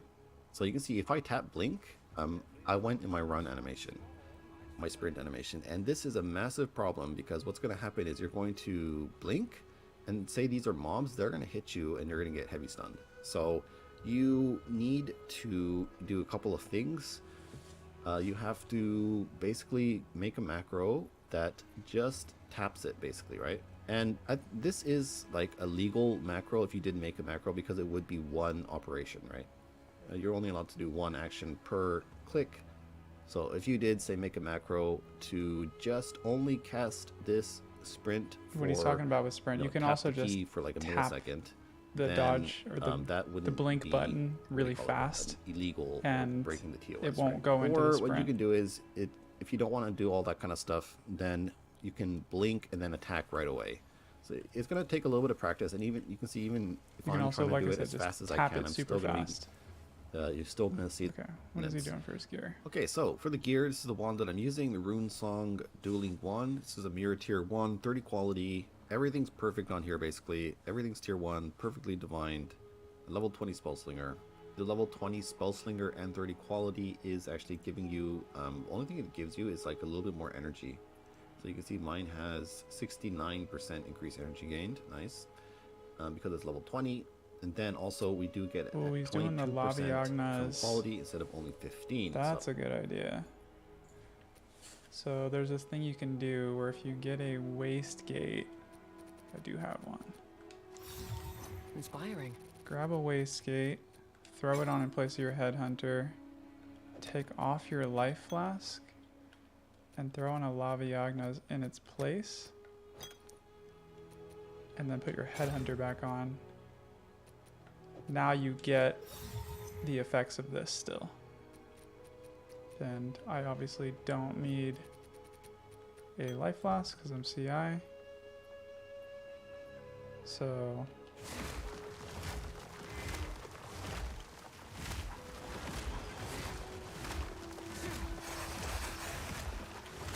I don't have enough mana.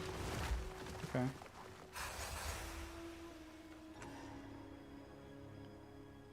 Alright, I'm gonna try this. Let's just try a map.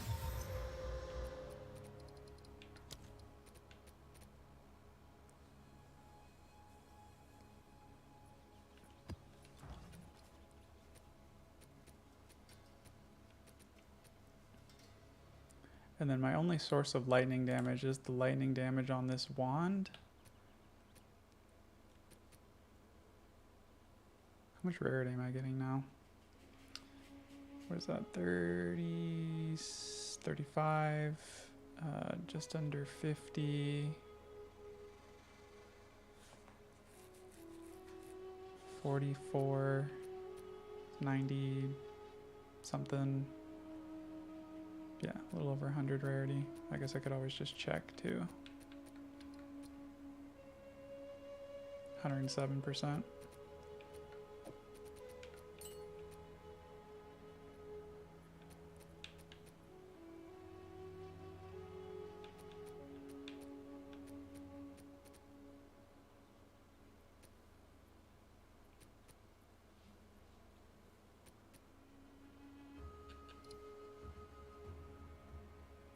Oof. Okay, fire res is undercapped. And lightning res is over. So I can just put 2 fire runes in there. Or mirror this ring. I'm gonna do the 2 fire runes though.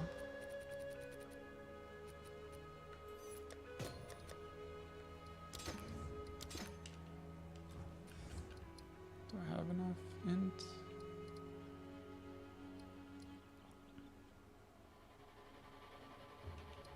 I have a lot more int than I need.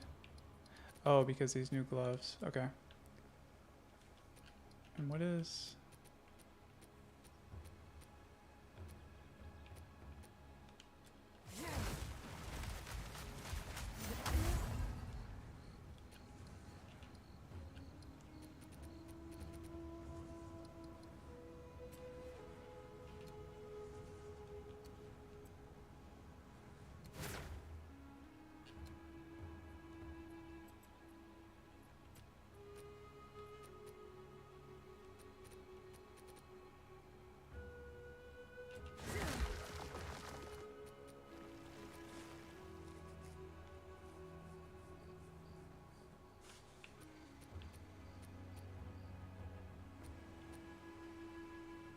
Oh, this ring has strength on it.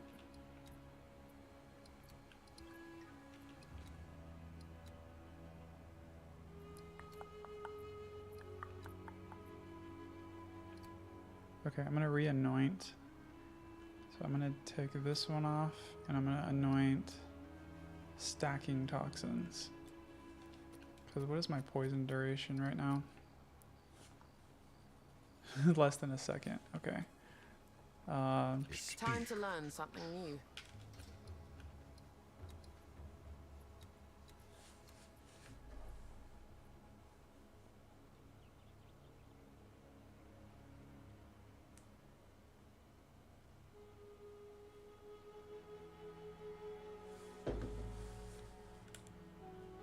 Isolation, disgust, paranoia.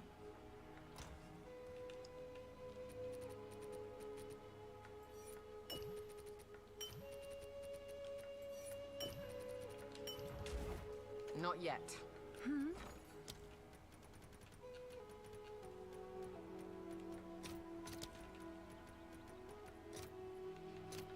I'll post it right away.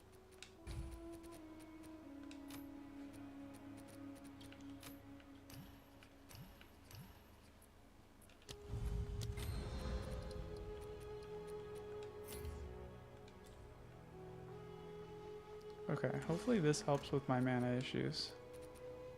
Hopefully I'm still dealing enough damage. That loss of crit is pretty substantial.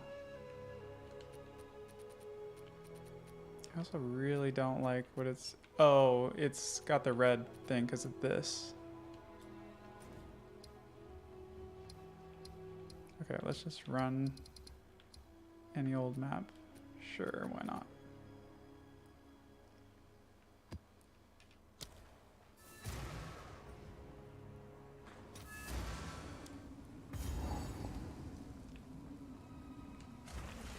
Down and set.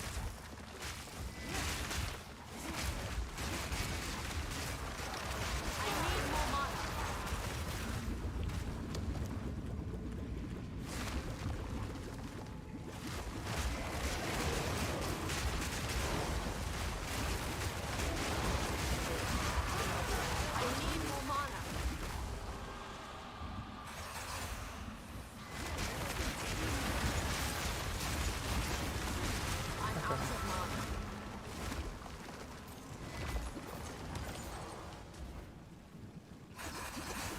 I can't use my mana flask.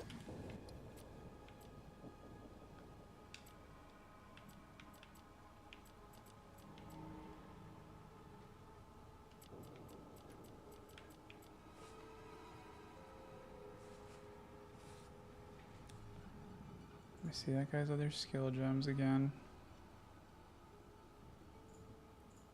And basically, it's just kind of garbage, right? It's like this is like one of the worst spells in the mission. Makes it basically over here. Any of these, what do you call it? Actual damage supports. The only damage support we have is pinpoint critical and rapid casting. So if we, it's already doing enough damage. I've gotten this all the way up to over 1 million tooltip in combat, basically. So it's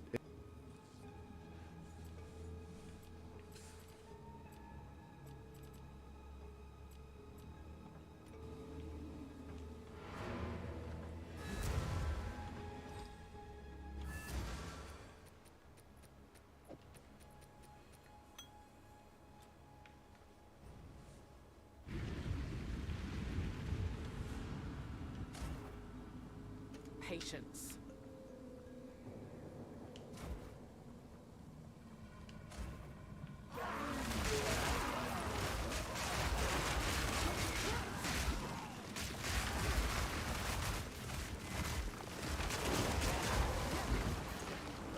Out of mana.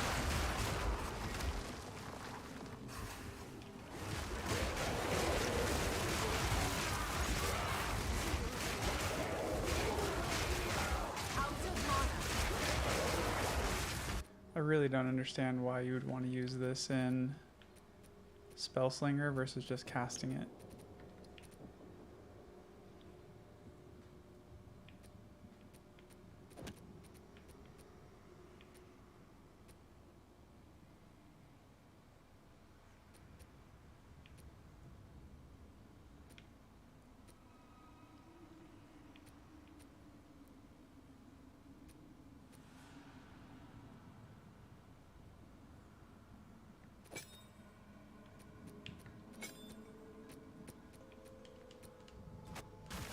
No mana.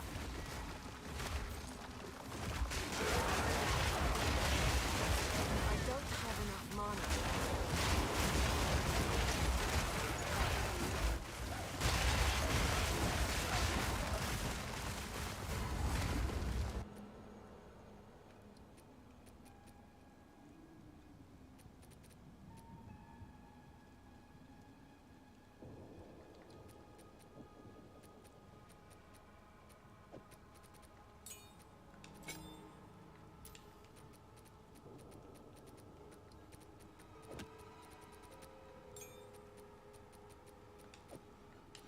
Okay, heightened curse, cursed ground.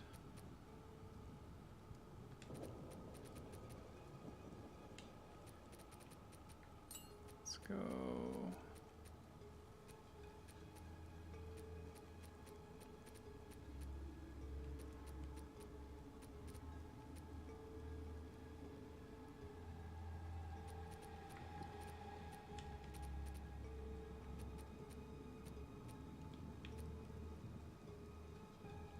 Didn't I have ritualistic curse? Oh, there it is.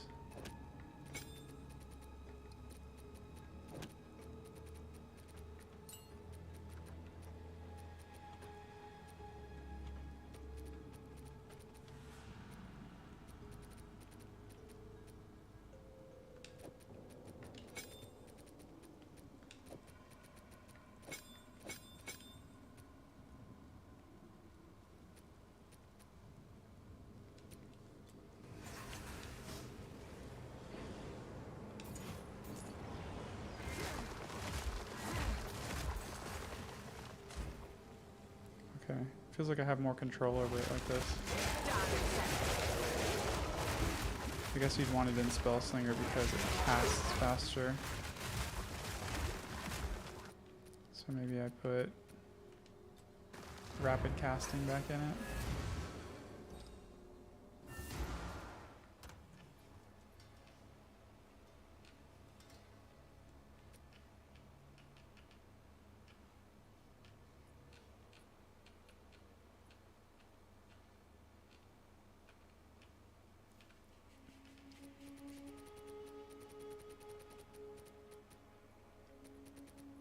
have so many duplicates of the same gems.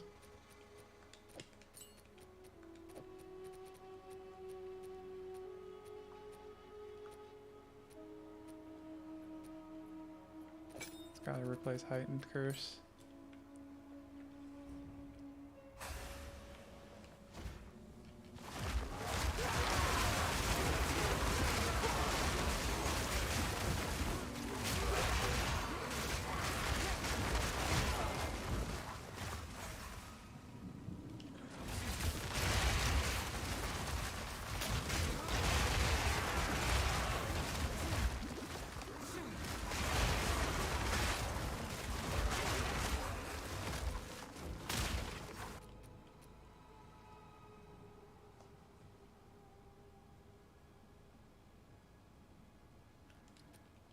Wait, so maybe I don't want efficiency in here.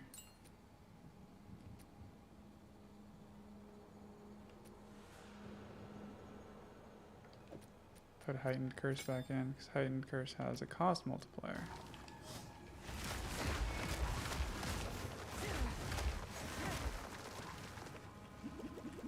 Still just burning through mana.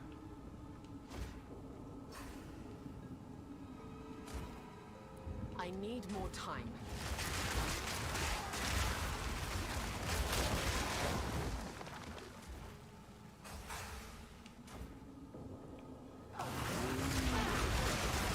Barely broke a sweat.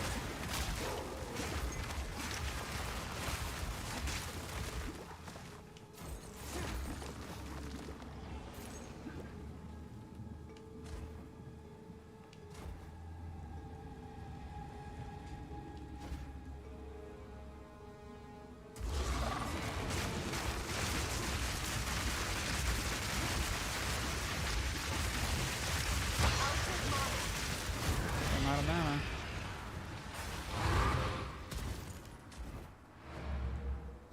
Again.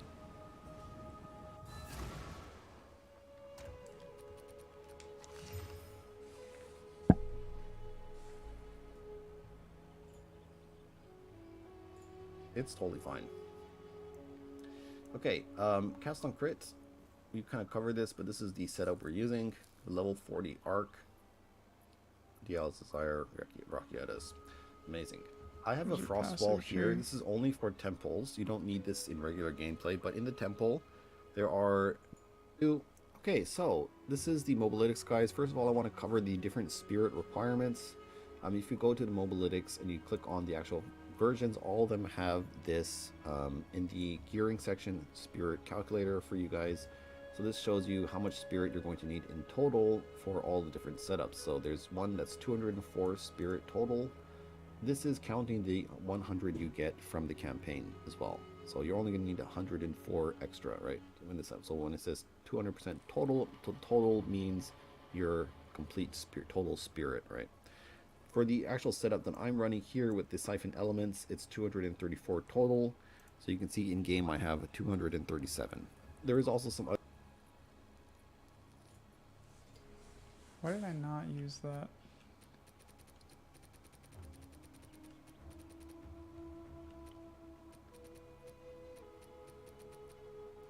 Katal's rejuvenation.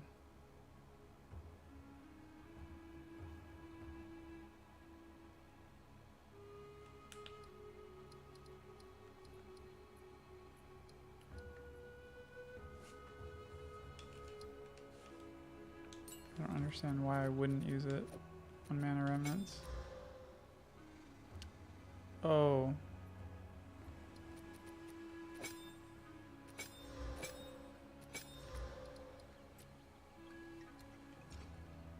Yeah, that's why. Not enough spirit.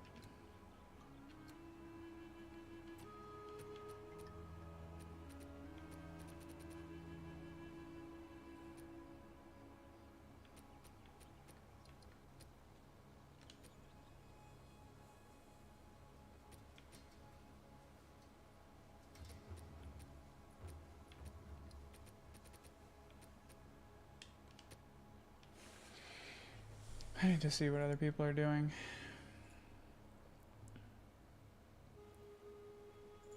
Okay. Cock, Comet, Stormweaver. He's blocking his mana.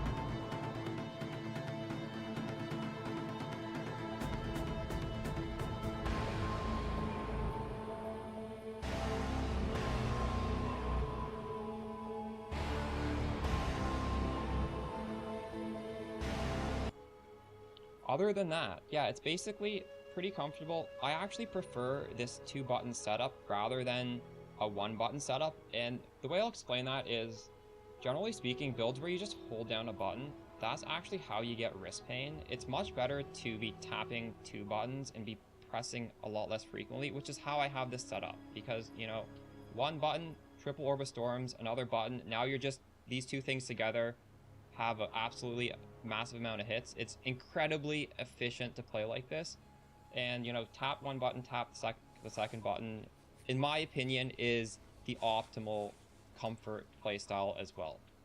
Realistically speaking, you could not drop Orb of Storms. It just, to me, is stupid to not do that. But technically it could be 1 button Spark if you want to do that, and you can, you know, do that at your own decision here. The other buttons we have, and on the body armor, the helmet, and the boots, res cap and energy shield recharge delay currently is 1.22, and you scale this by getting a lot of faster start of energy shield recharge, and this is going to dramatically improve the feel of the build, because when you take a hit, you don't have to wait so long for it to start recharging. So this is a premium S tier stat. Mana recovery is 201 when moving, and that's good enough. And yeah, that's good enough. 201 when mana recovery is 201 when moving, and that's good enough. And yeah, that's the baseline stats here. As for the staff, there's a crafting guide on the channel, how to craft a staff. I'd really recommend looking at that. And this current staff is actually much more high budget craft. My mana recovery I per do second plan is only on 37. uploading the short VOD of me crafting this on my Anime Princess VOD's second channel on YouTube. And this, we actually used some pretty expensive omens. It's similar to the endgame crafting guide on my main channel, which is much more budget, but we do go all out to try and get 6 good mods here, which you can see. And as for prefixes on staff, increased cold damage, increased spell damage are A tier, increased or gain as extra either cold, He's fire. not explaining the mana recovery well enough. The gameplay footage in this video is not sped up, and no speed shrines were used. What up, gamers? Lexi here with my This is Ice so Nova Comet wide. Stormweaver build guide. It's for like the Path of widest Exile 2. screen YouTube video I've ever Enraged seen. Ice Nova explodes to freeze enemies and trigger fiery comets to rain down, dealing devastating damage in a massive area. This is one of the fastest builds to speed farm through maps and the temple, at a fraction of the cost of a Temporalis build. Against pinnacle bosses, a souped up comet is manually cast to echo and destroy them even at max difficulty.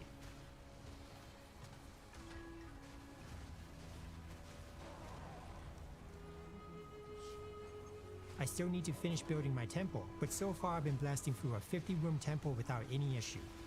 There might be a... Let's begin the build mechanics coverage with the main reason for picking the Stormweaver Ascendancy for the Ice Nova Comet build, when the Blood Mage has typically been the better spellcaster due to its spell leech. Sierran Inheritance reverses the effect of Chill on you. Normally, Chill slows action speed by up to 50%, so Reverse Chill increases action speed by 50% by default. To utilize the Reverse Chill effect from Sierra Inheritance, a modified version of Shackles of the Wretched is required. The normal affixes aren't beneficial, but they can be replaced through a Vow Cultivation. Now that we've covered the benefits of the Stormweaver Ascendancy, let's go over some of the other important build mechanics. The most common question I get about my cast iron critical builds is how do you trigger so many comets? The energy generation of cast iron critical is modified by the percentage of the enemy's ailment threshold the critical hit will deal. This means that you need to crit and increase your damage to generate more energy. Damage scales exponentially because increasing damage triggers more comets and makes them hit harder. Dealing more damage also increases the amount of freeze, shock, and ignite you apply to enemies to generate infusions from siphon elements and snap.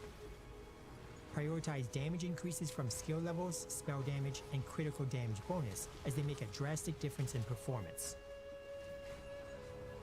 A first hit tech is utilized to generate the most energy possible to trigger comets in one cast of Ice Nova. Ambush supports Ice Nova to double its crit chance against enemies on full life, so you only need 50% critical.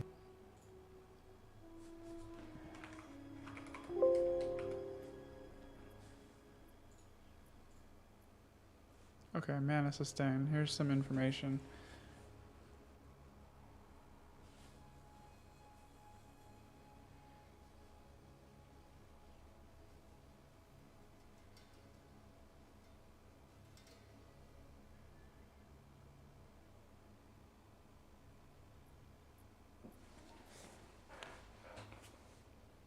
Okay, I have this.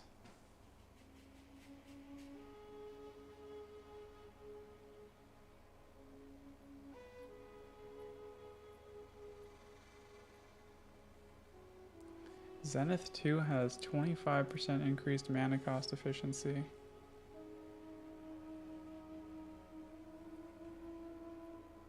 Skill gem section. Does he have it in? Okay, he has it in Ice Nova.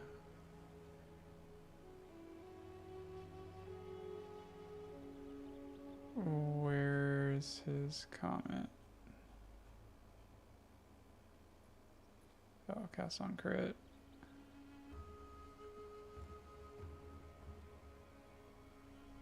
Okay. I can do that.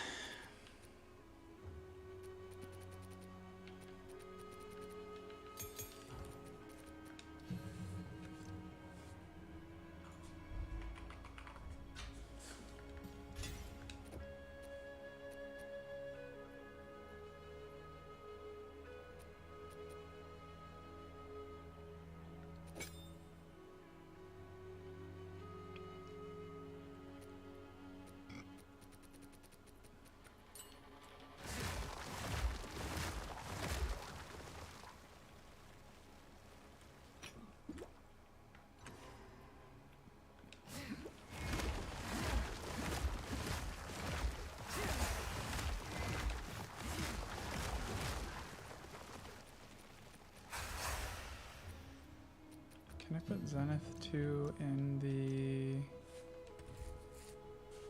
Wait.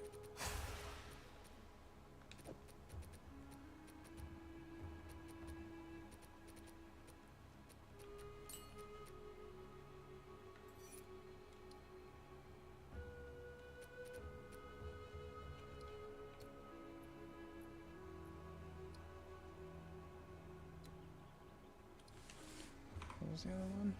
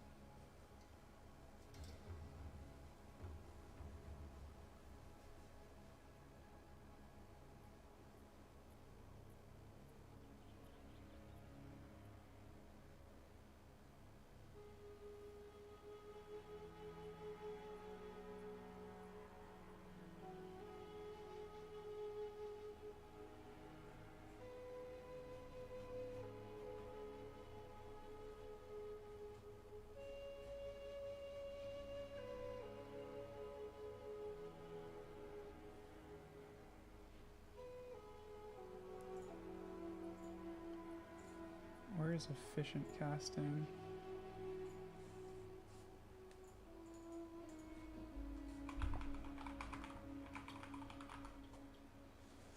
Oh, I'm so close to it. 20% mana cost efficiency. 1, 2, 3, 4 nodes away.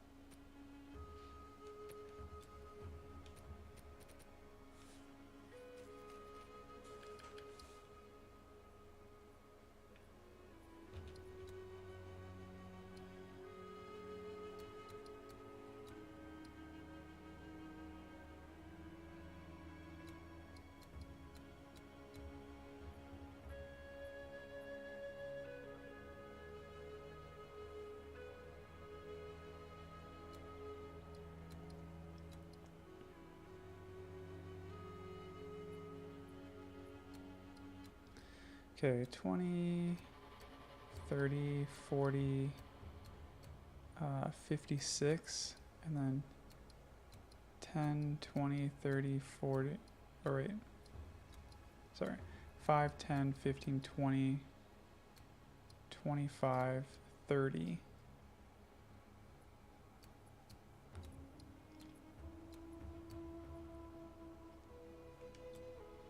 Speak. A shift in my training can't hurt.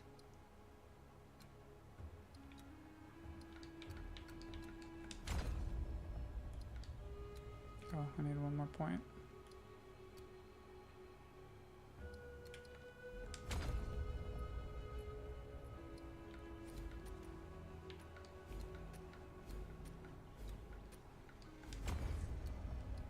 Okay.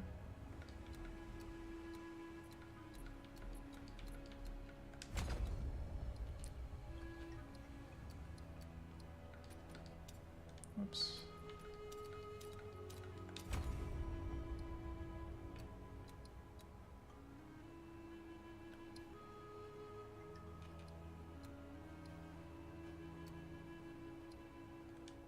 Speak. One must always be willing to change.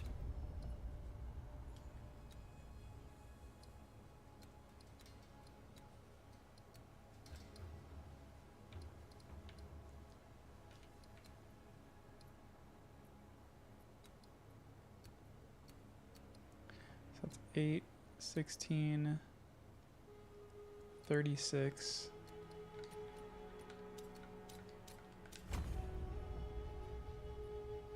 41, 51, 60, 51, 59, 67% mana cost efficiency.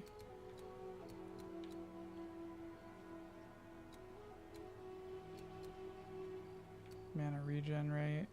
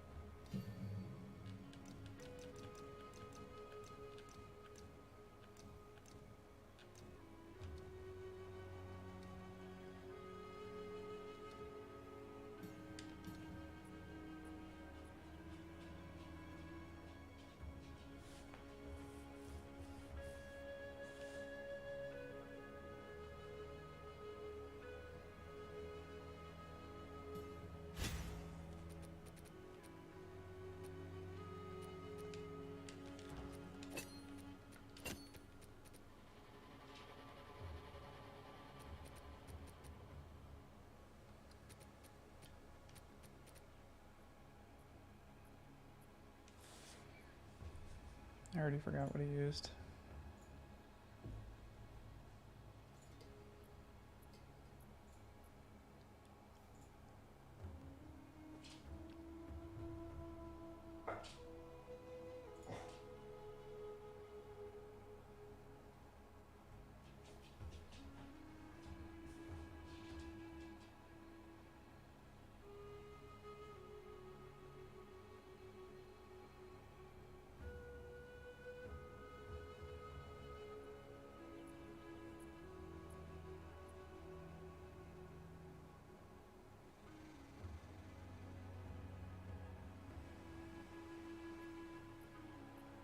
I forgot which one it was. Was it this one?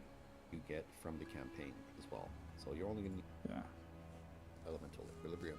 Okay, so let's cover the curse setup or the mana regen setup basically. This is basically using the Kupalotl's Theosis Soul Core. We're going to socket this in our gloves basically because I used to put it in your belt if you have a Darkness Enthroned. Some of the other versions of the build do that. However, Headhunter is extremely cheap, so probably going to want to put it in your glove. Regenerating mana from this soul core. So basically what we want to do is we want to cast a bunch of curses or one curse and then kind of duplicate the cursed zones with spell cascade, make them last longer with ritualistic curse, as well as whispers of Oh, spell cascade.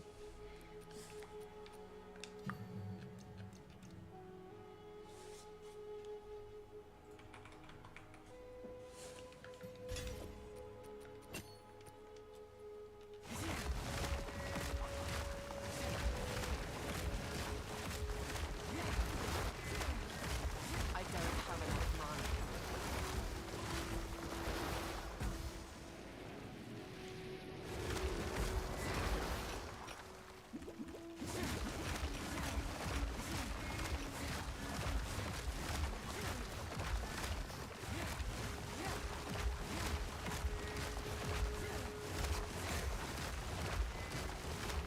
I don't have enough mana.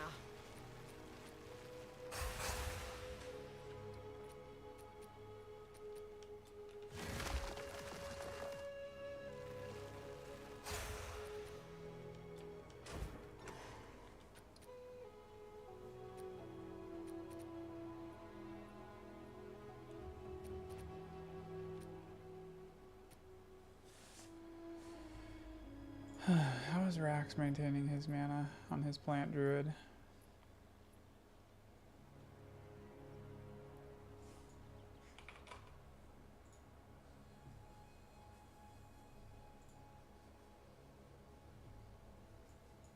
Hi everyone, it's Rax.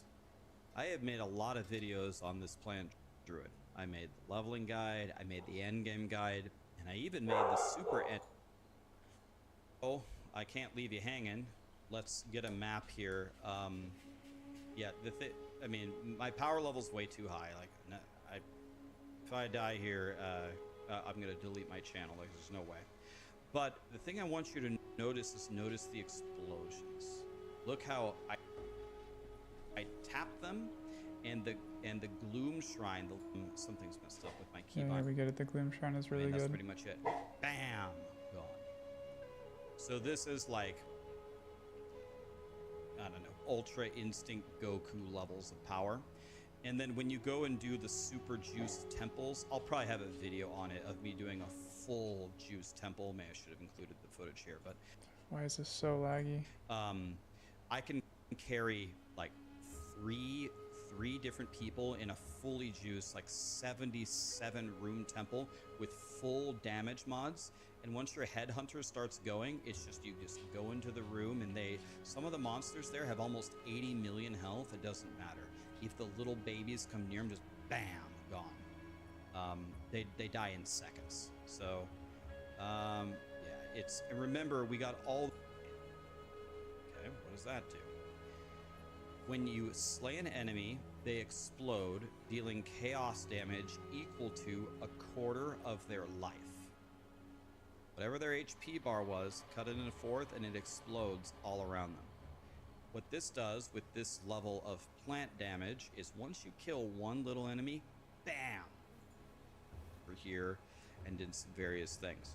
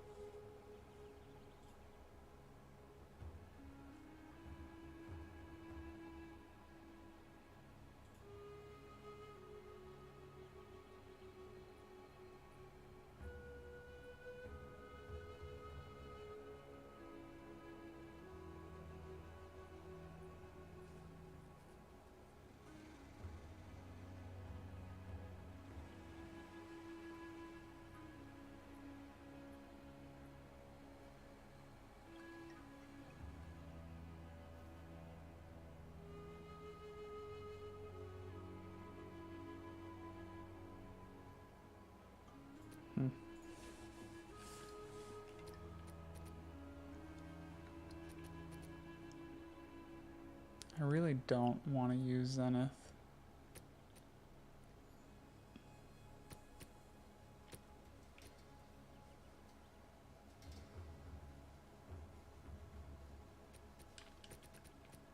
I'm gonna try it.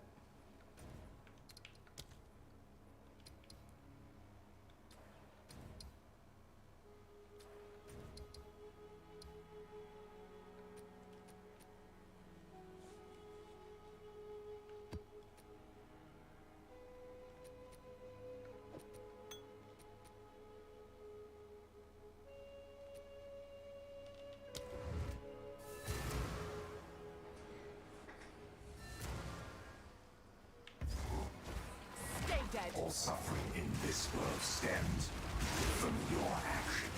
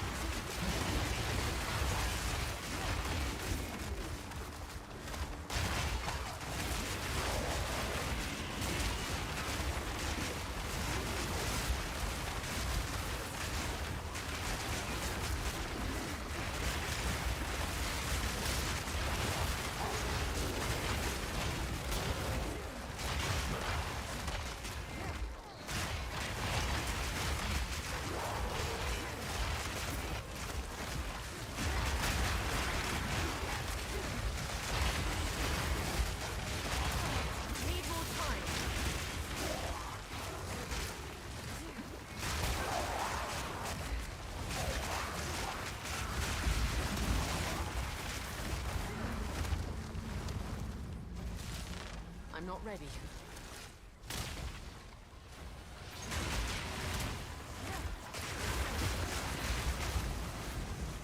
Patience!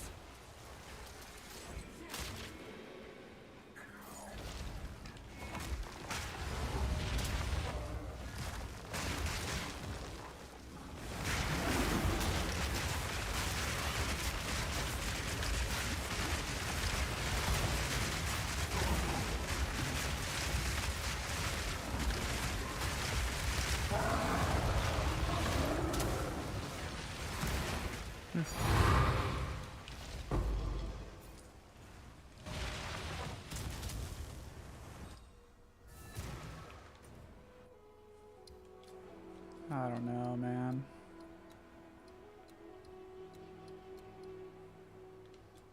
Oh, I didn't even do that right. The winds changed direction.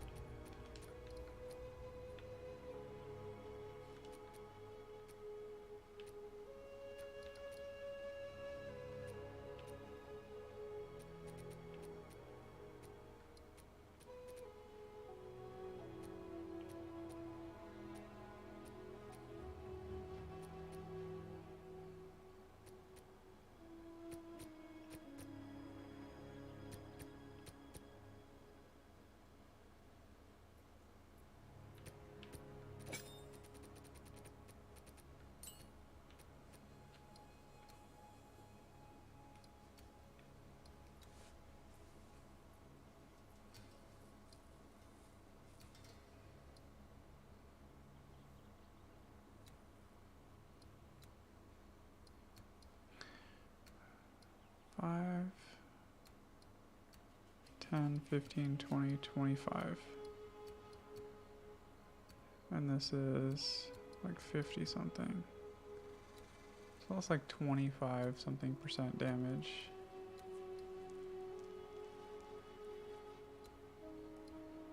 It's not the end of the world.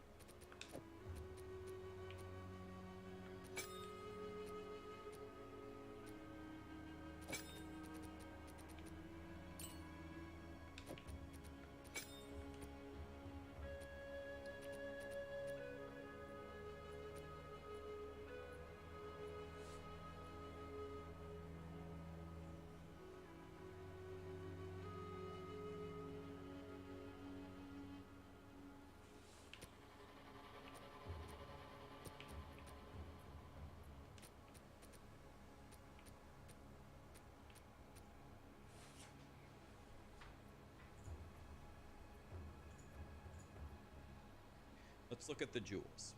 This is just a regular jewel that I told you to get from the regular endgame, right? There's nothing crazy here. It's a great jewel, but at the end of the day, it's just a rare jewel with good stats.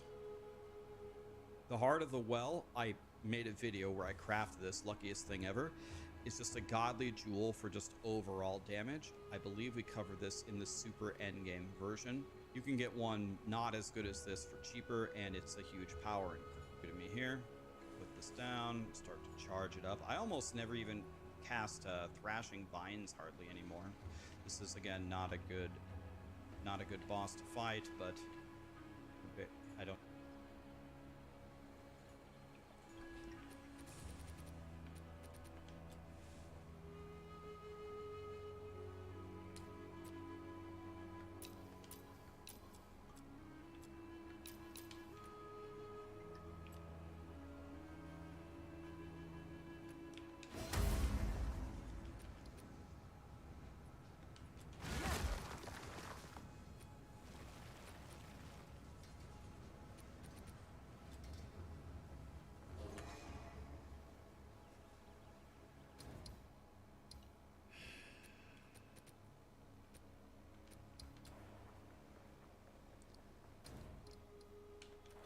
I like want to try a temple run, but I'm still like tinkering with things. So it's kind of annoying to like be stuck in a temple run. I'm like, oh, I want to try something different.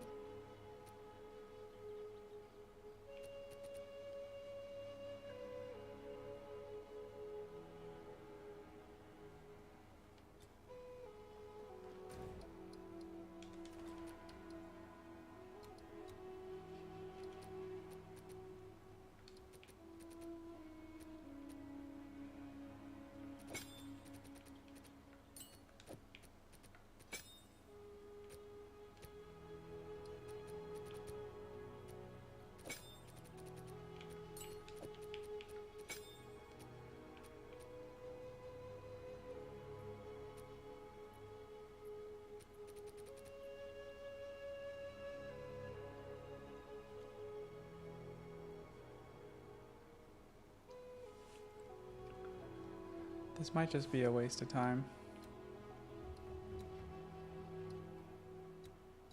As much as I want to make poison work, if I wasn't so heavily invested in trying to get poison, I mean, look at what I would get back. Like, I'm not getting a ton of poison damage, first off. Things usually die before I poison them. And, you know, bosses, I'm not getting a ton of poison. I'm not getting a ton of benefit from the poison. And if I got a rare focus, I could get one with plus level of skills, spell damage, mana regen rate.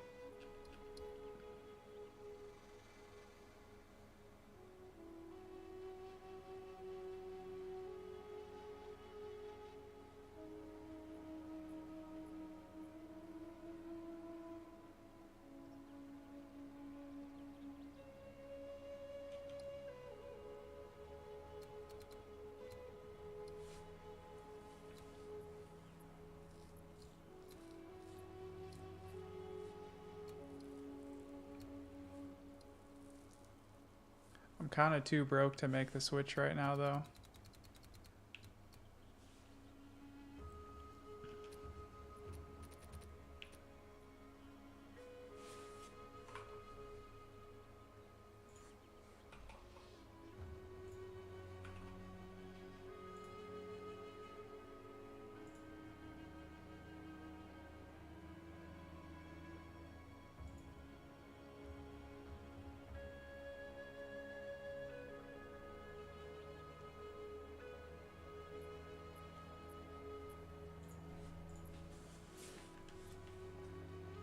Oh, it's you.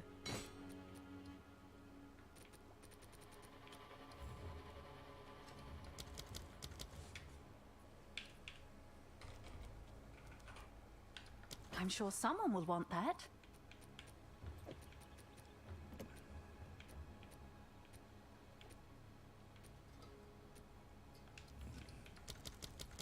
Price drop.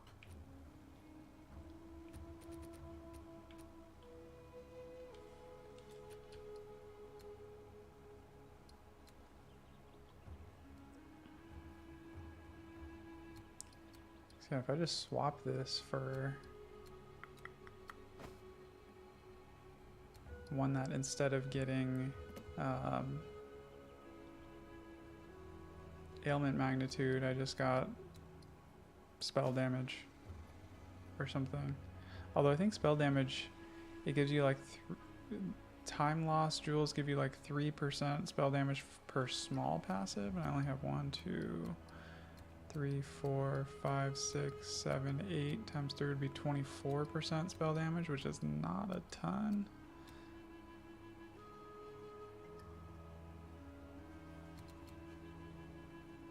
Could get like that an energy shield or something.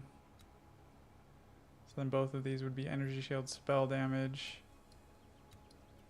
Oh my god, I didn't put this back on.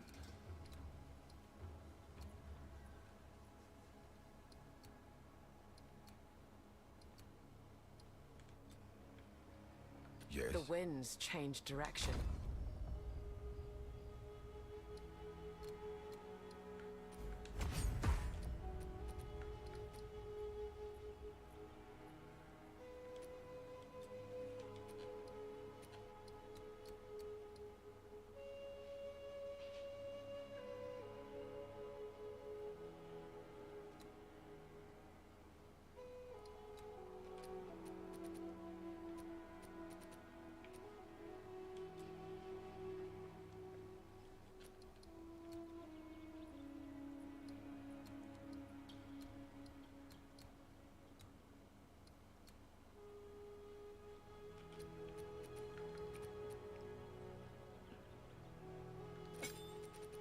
And that could be swapped for heft.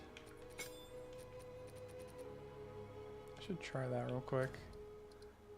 Let's go in the temple and see what the difference is between using the poison burst one versus heft.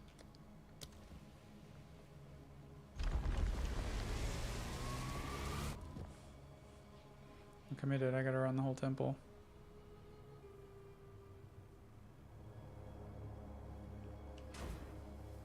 No matter the layout, I'll find my way through. Nowhere to run. You challenge the best of the best. An easy trophy.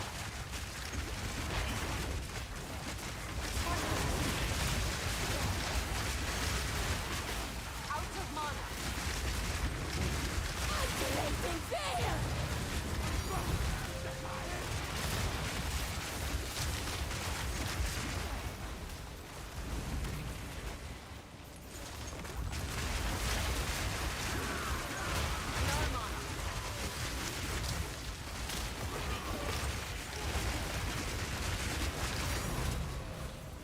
Have enough mana.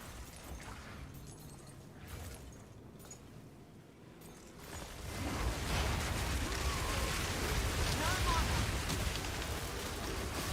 I'm out of mana.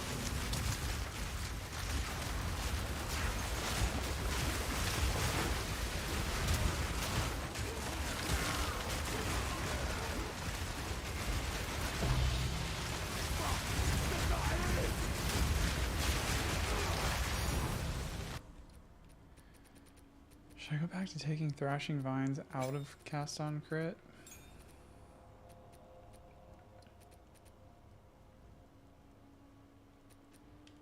I just like the way it plays. But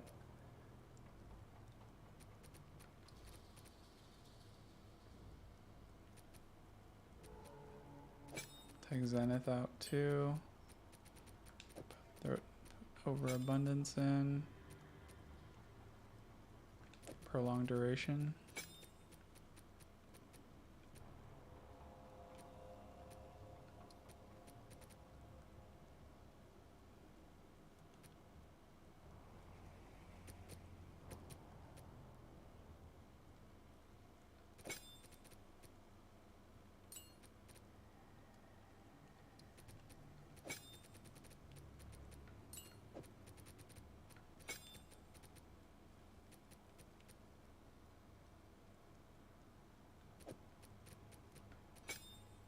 What does that do for it? Magnified area.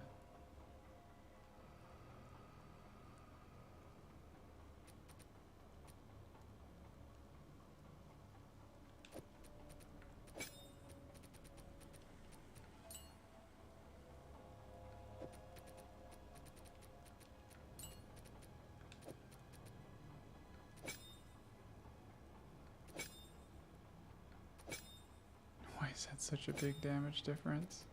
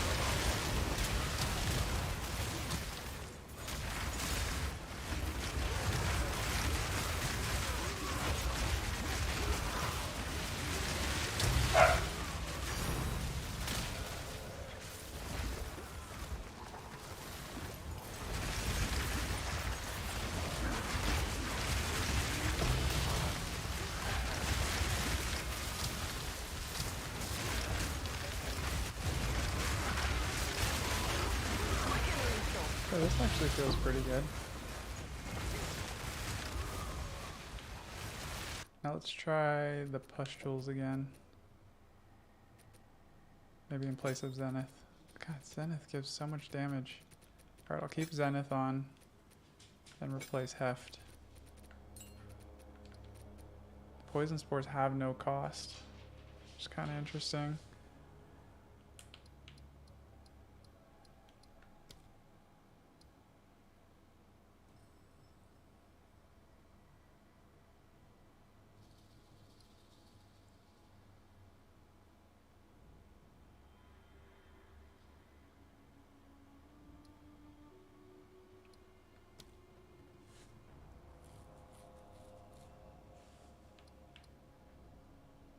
Oh, these deal attack damage based on my weapon attack damage.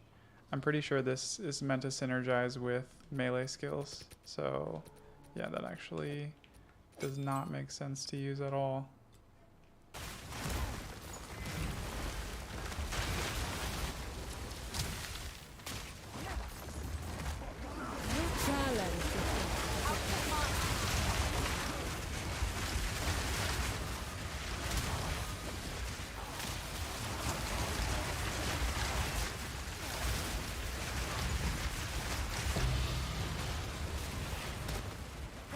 itself.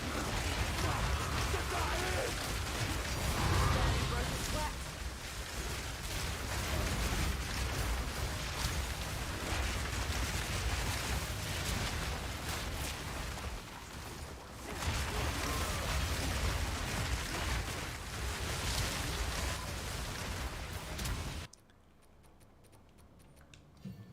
I think I should put shock in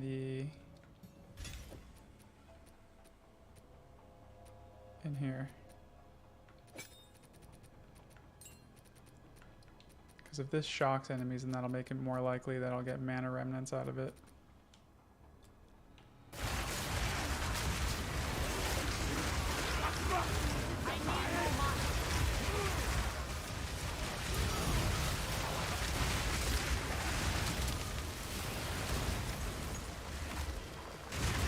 The vow have many ones.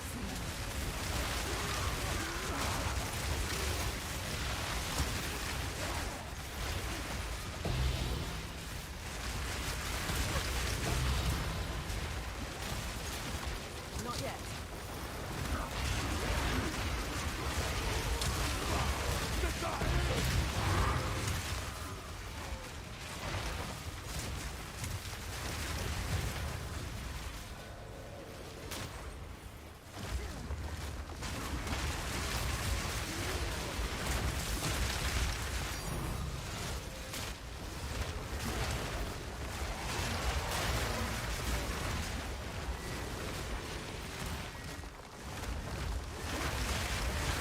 Quick and lethal.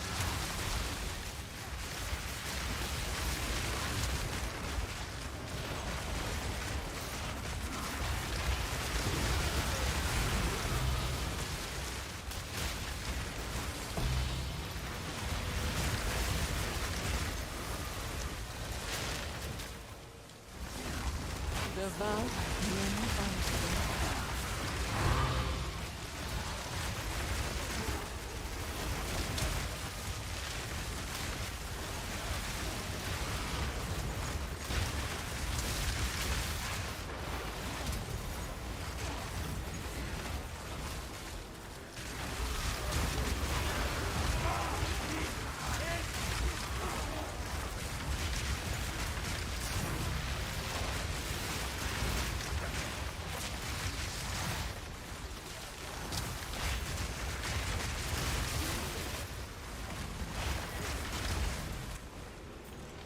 Need more time.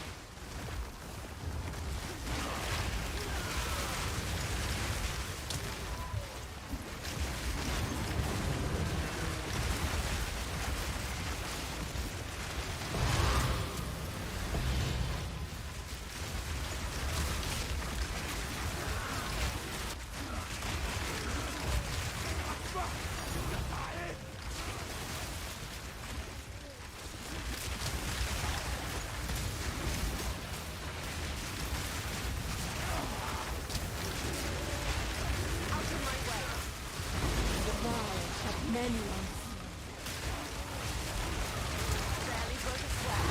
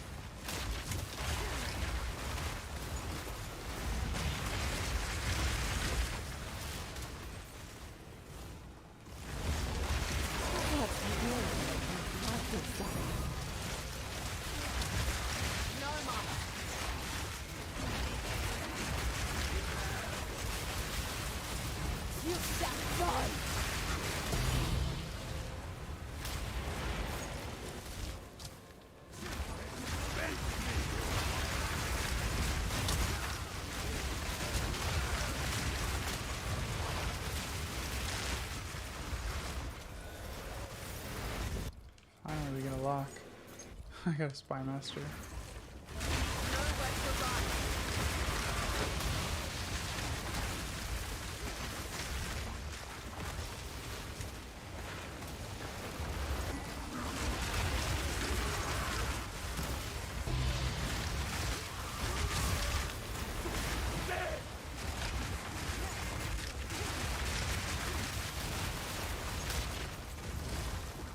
The vow hath many on its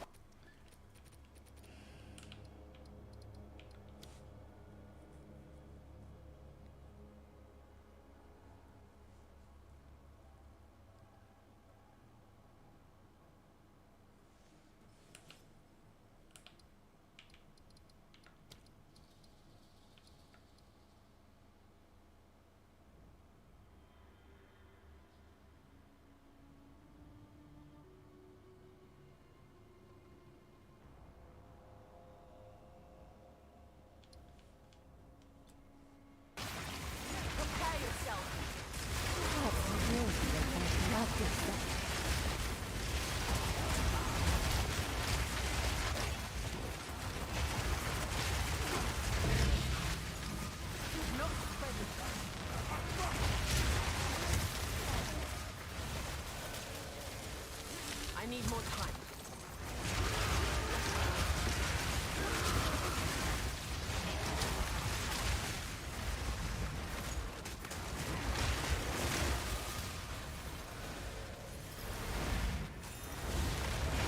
challenge.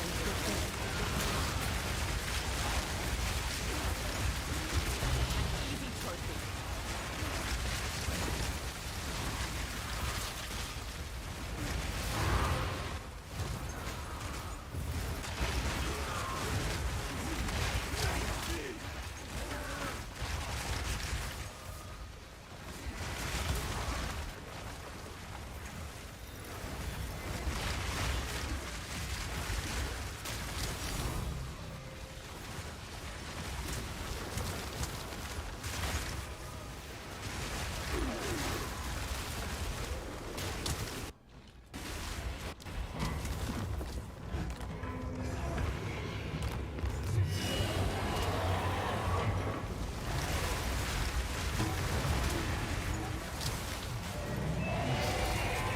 You reek of stupidity!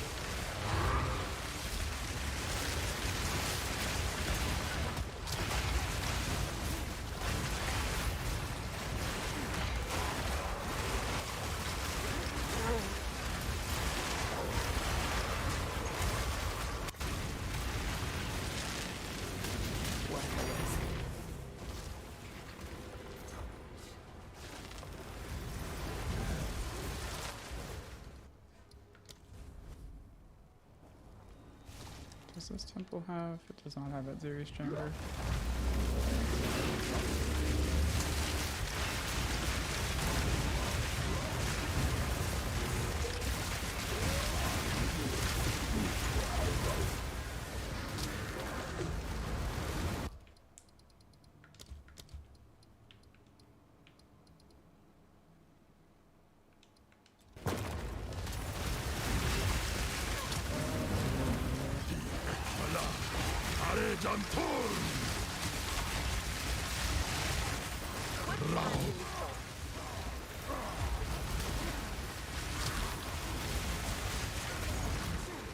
Need more time.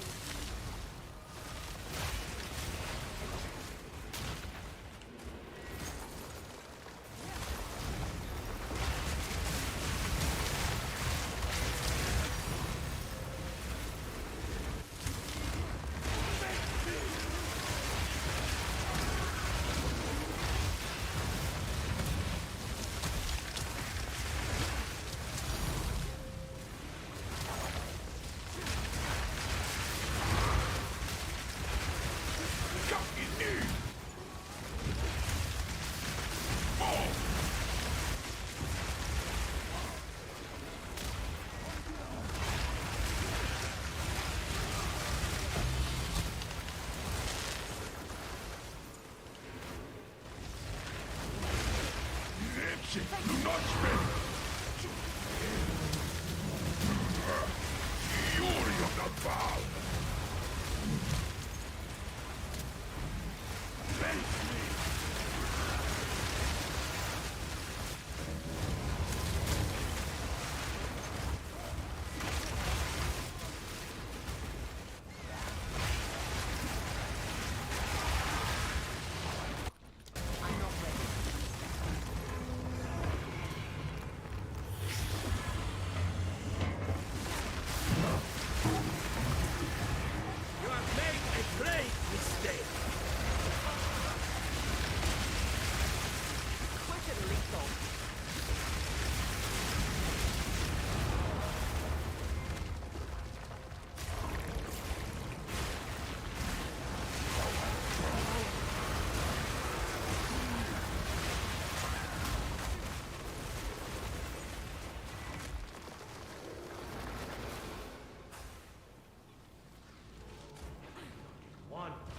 You have come too far.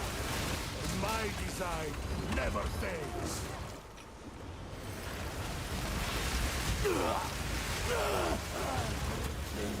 It's not right. Another medallion. Oh, that's annoying.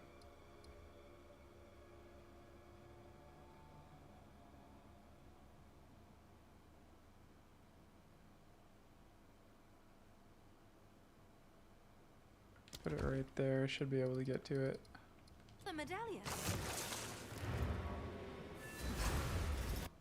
From either side.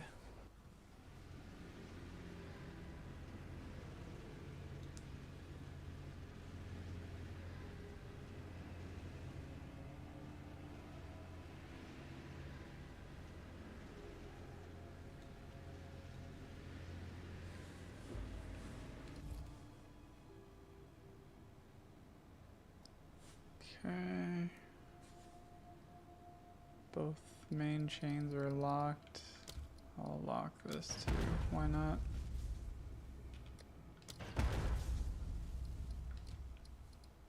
Commander to get me to the Royal Access Chamber.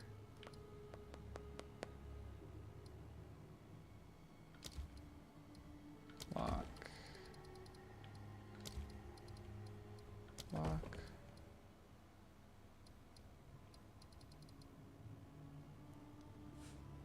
Do I need a thaumaturge?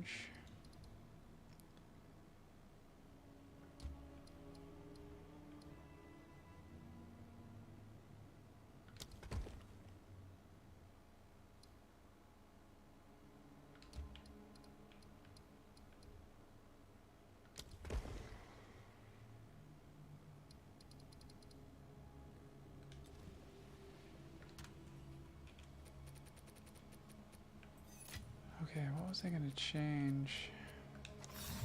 Such ancient power.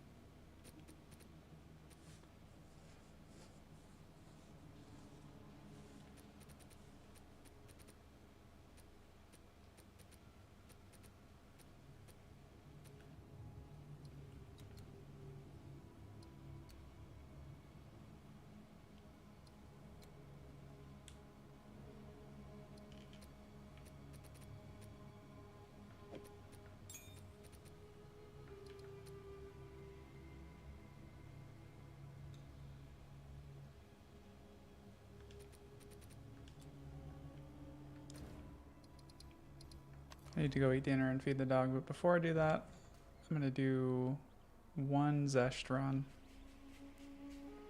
Oh, it's you.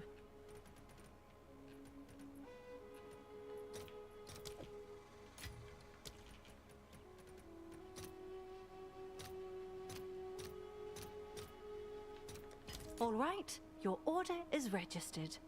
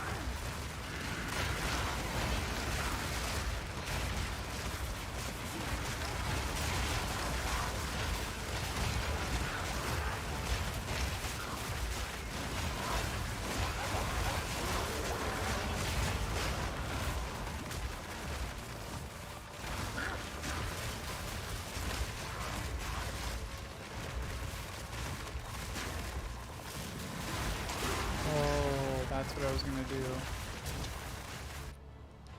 I wanted to put this here.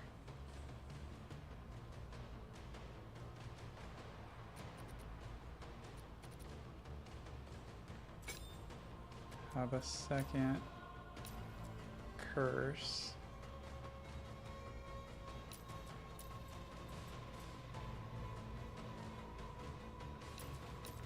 So I have both of my curses on the left trigger. It'll remind me to use Sigil of Power.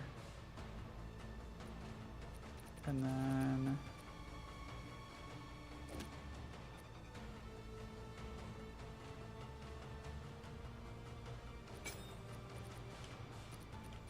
I'll need to go grab some stuff before I do the Zesht fight.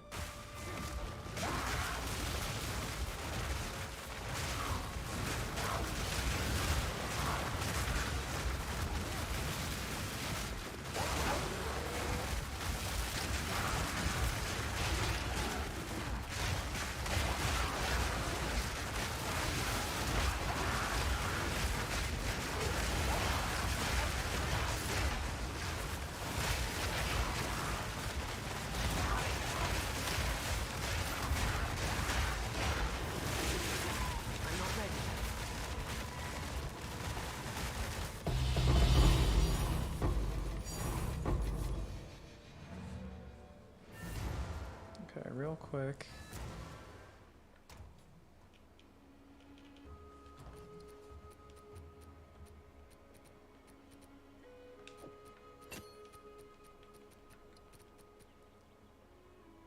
Overabundance, probably prolonged duration and considered casting. Wait, considered casting doesn't work with. It only works on spells you cast yourself, yeah.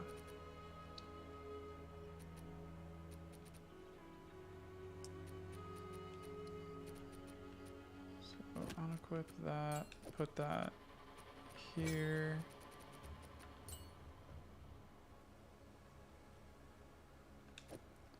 Take Ritualistic Curse.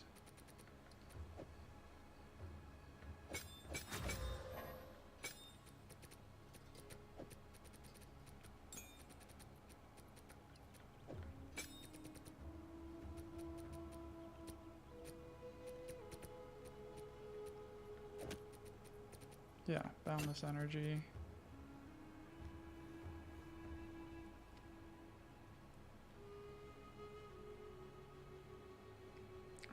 damage one.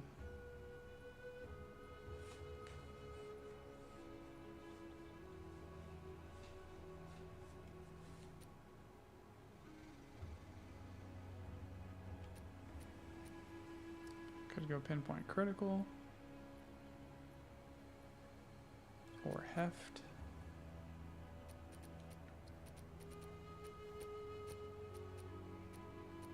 Or concentrated area. Might not put concentrated area on because I want it to be good for clear.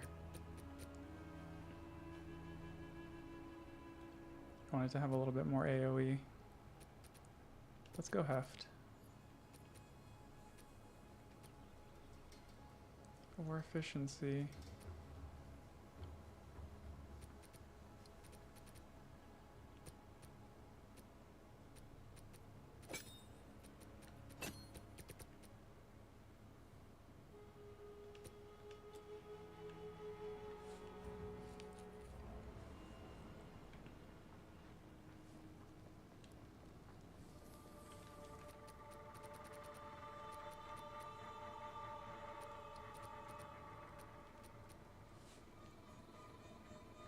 Spell Cascade. Grab a couple more skill gems. Or support gems.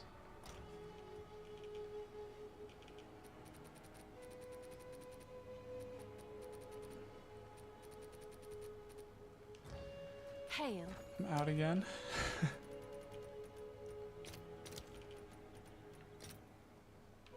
I'll post it right away.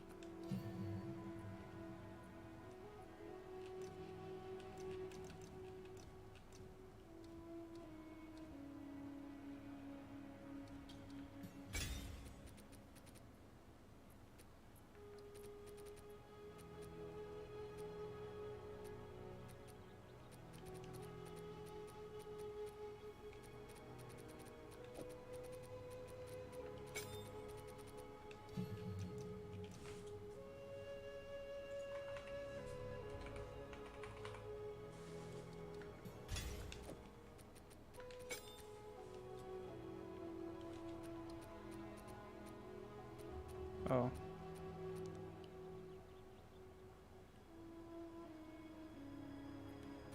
It's only a level 18 curse.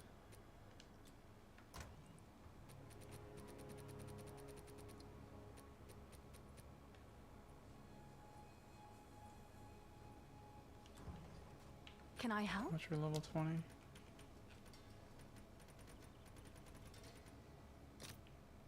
Let's see if there are any takers.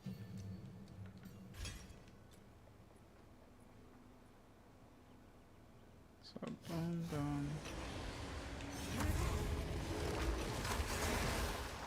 Yeah.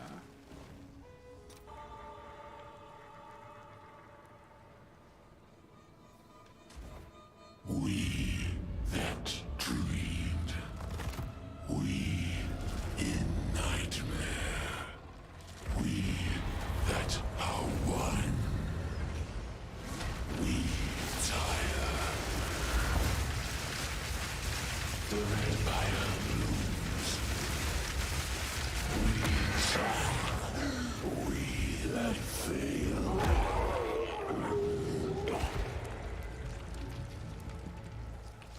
He's definitely not the most clean kill.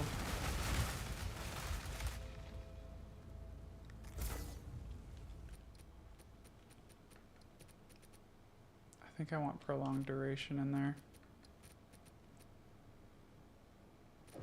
Take that out.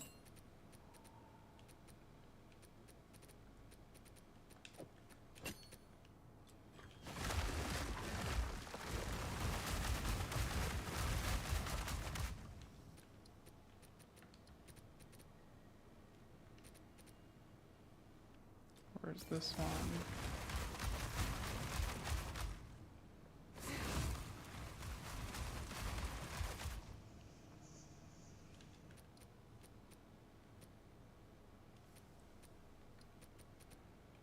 I want prolonged duration in this one too.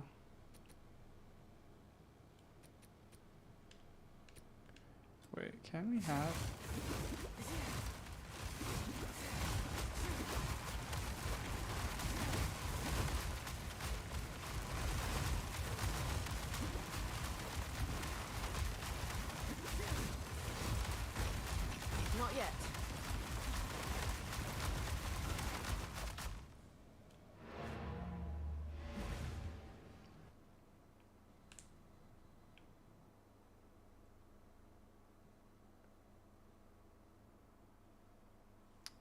Okay, well, my game crashed, so I guess I'll figure it out later.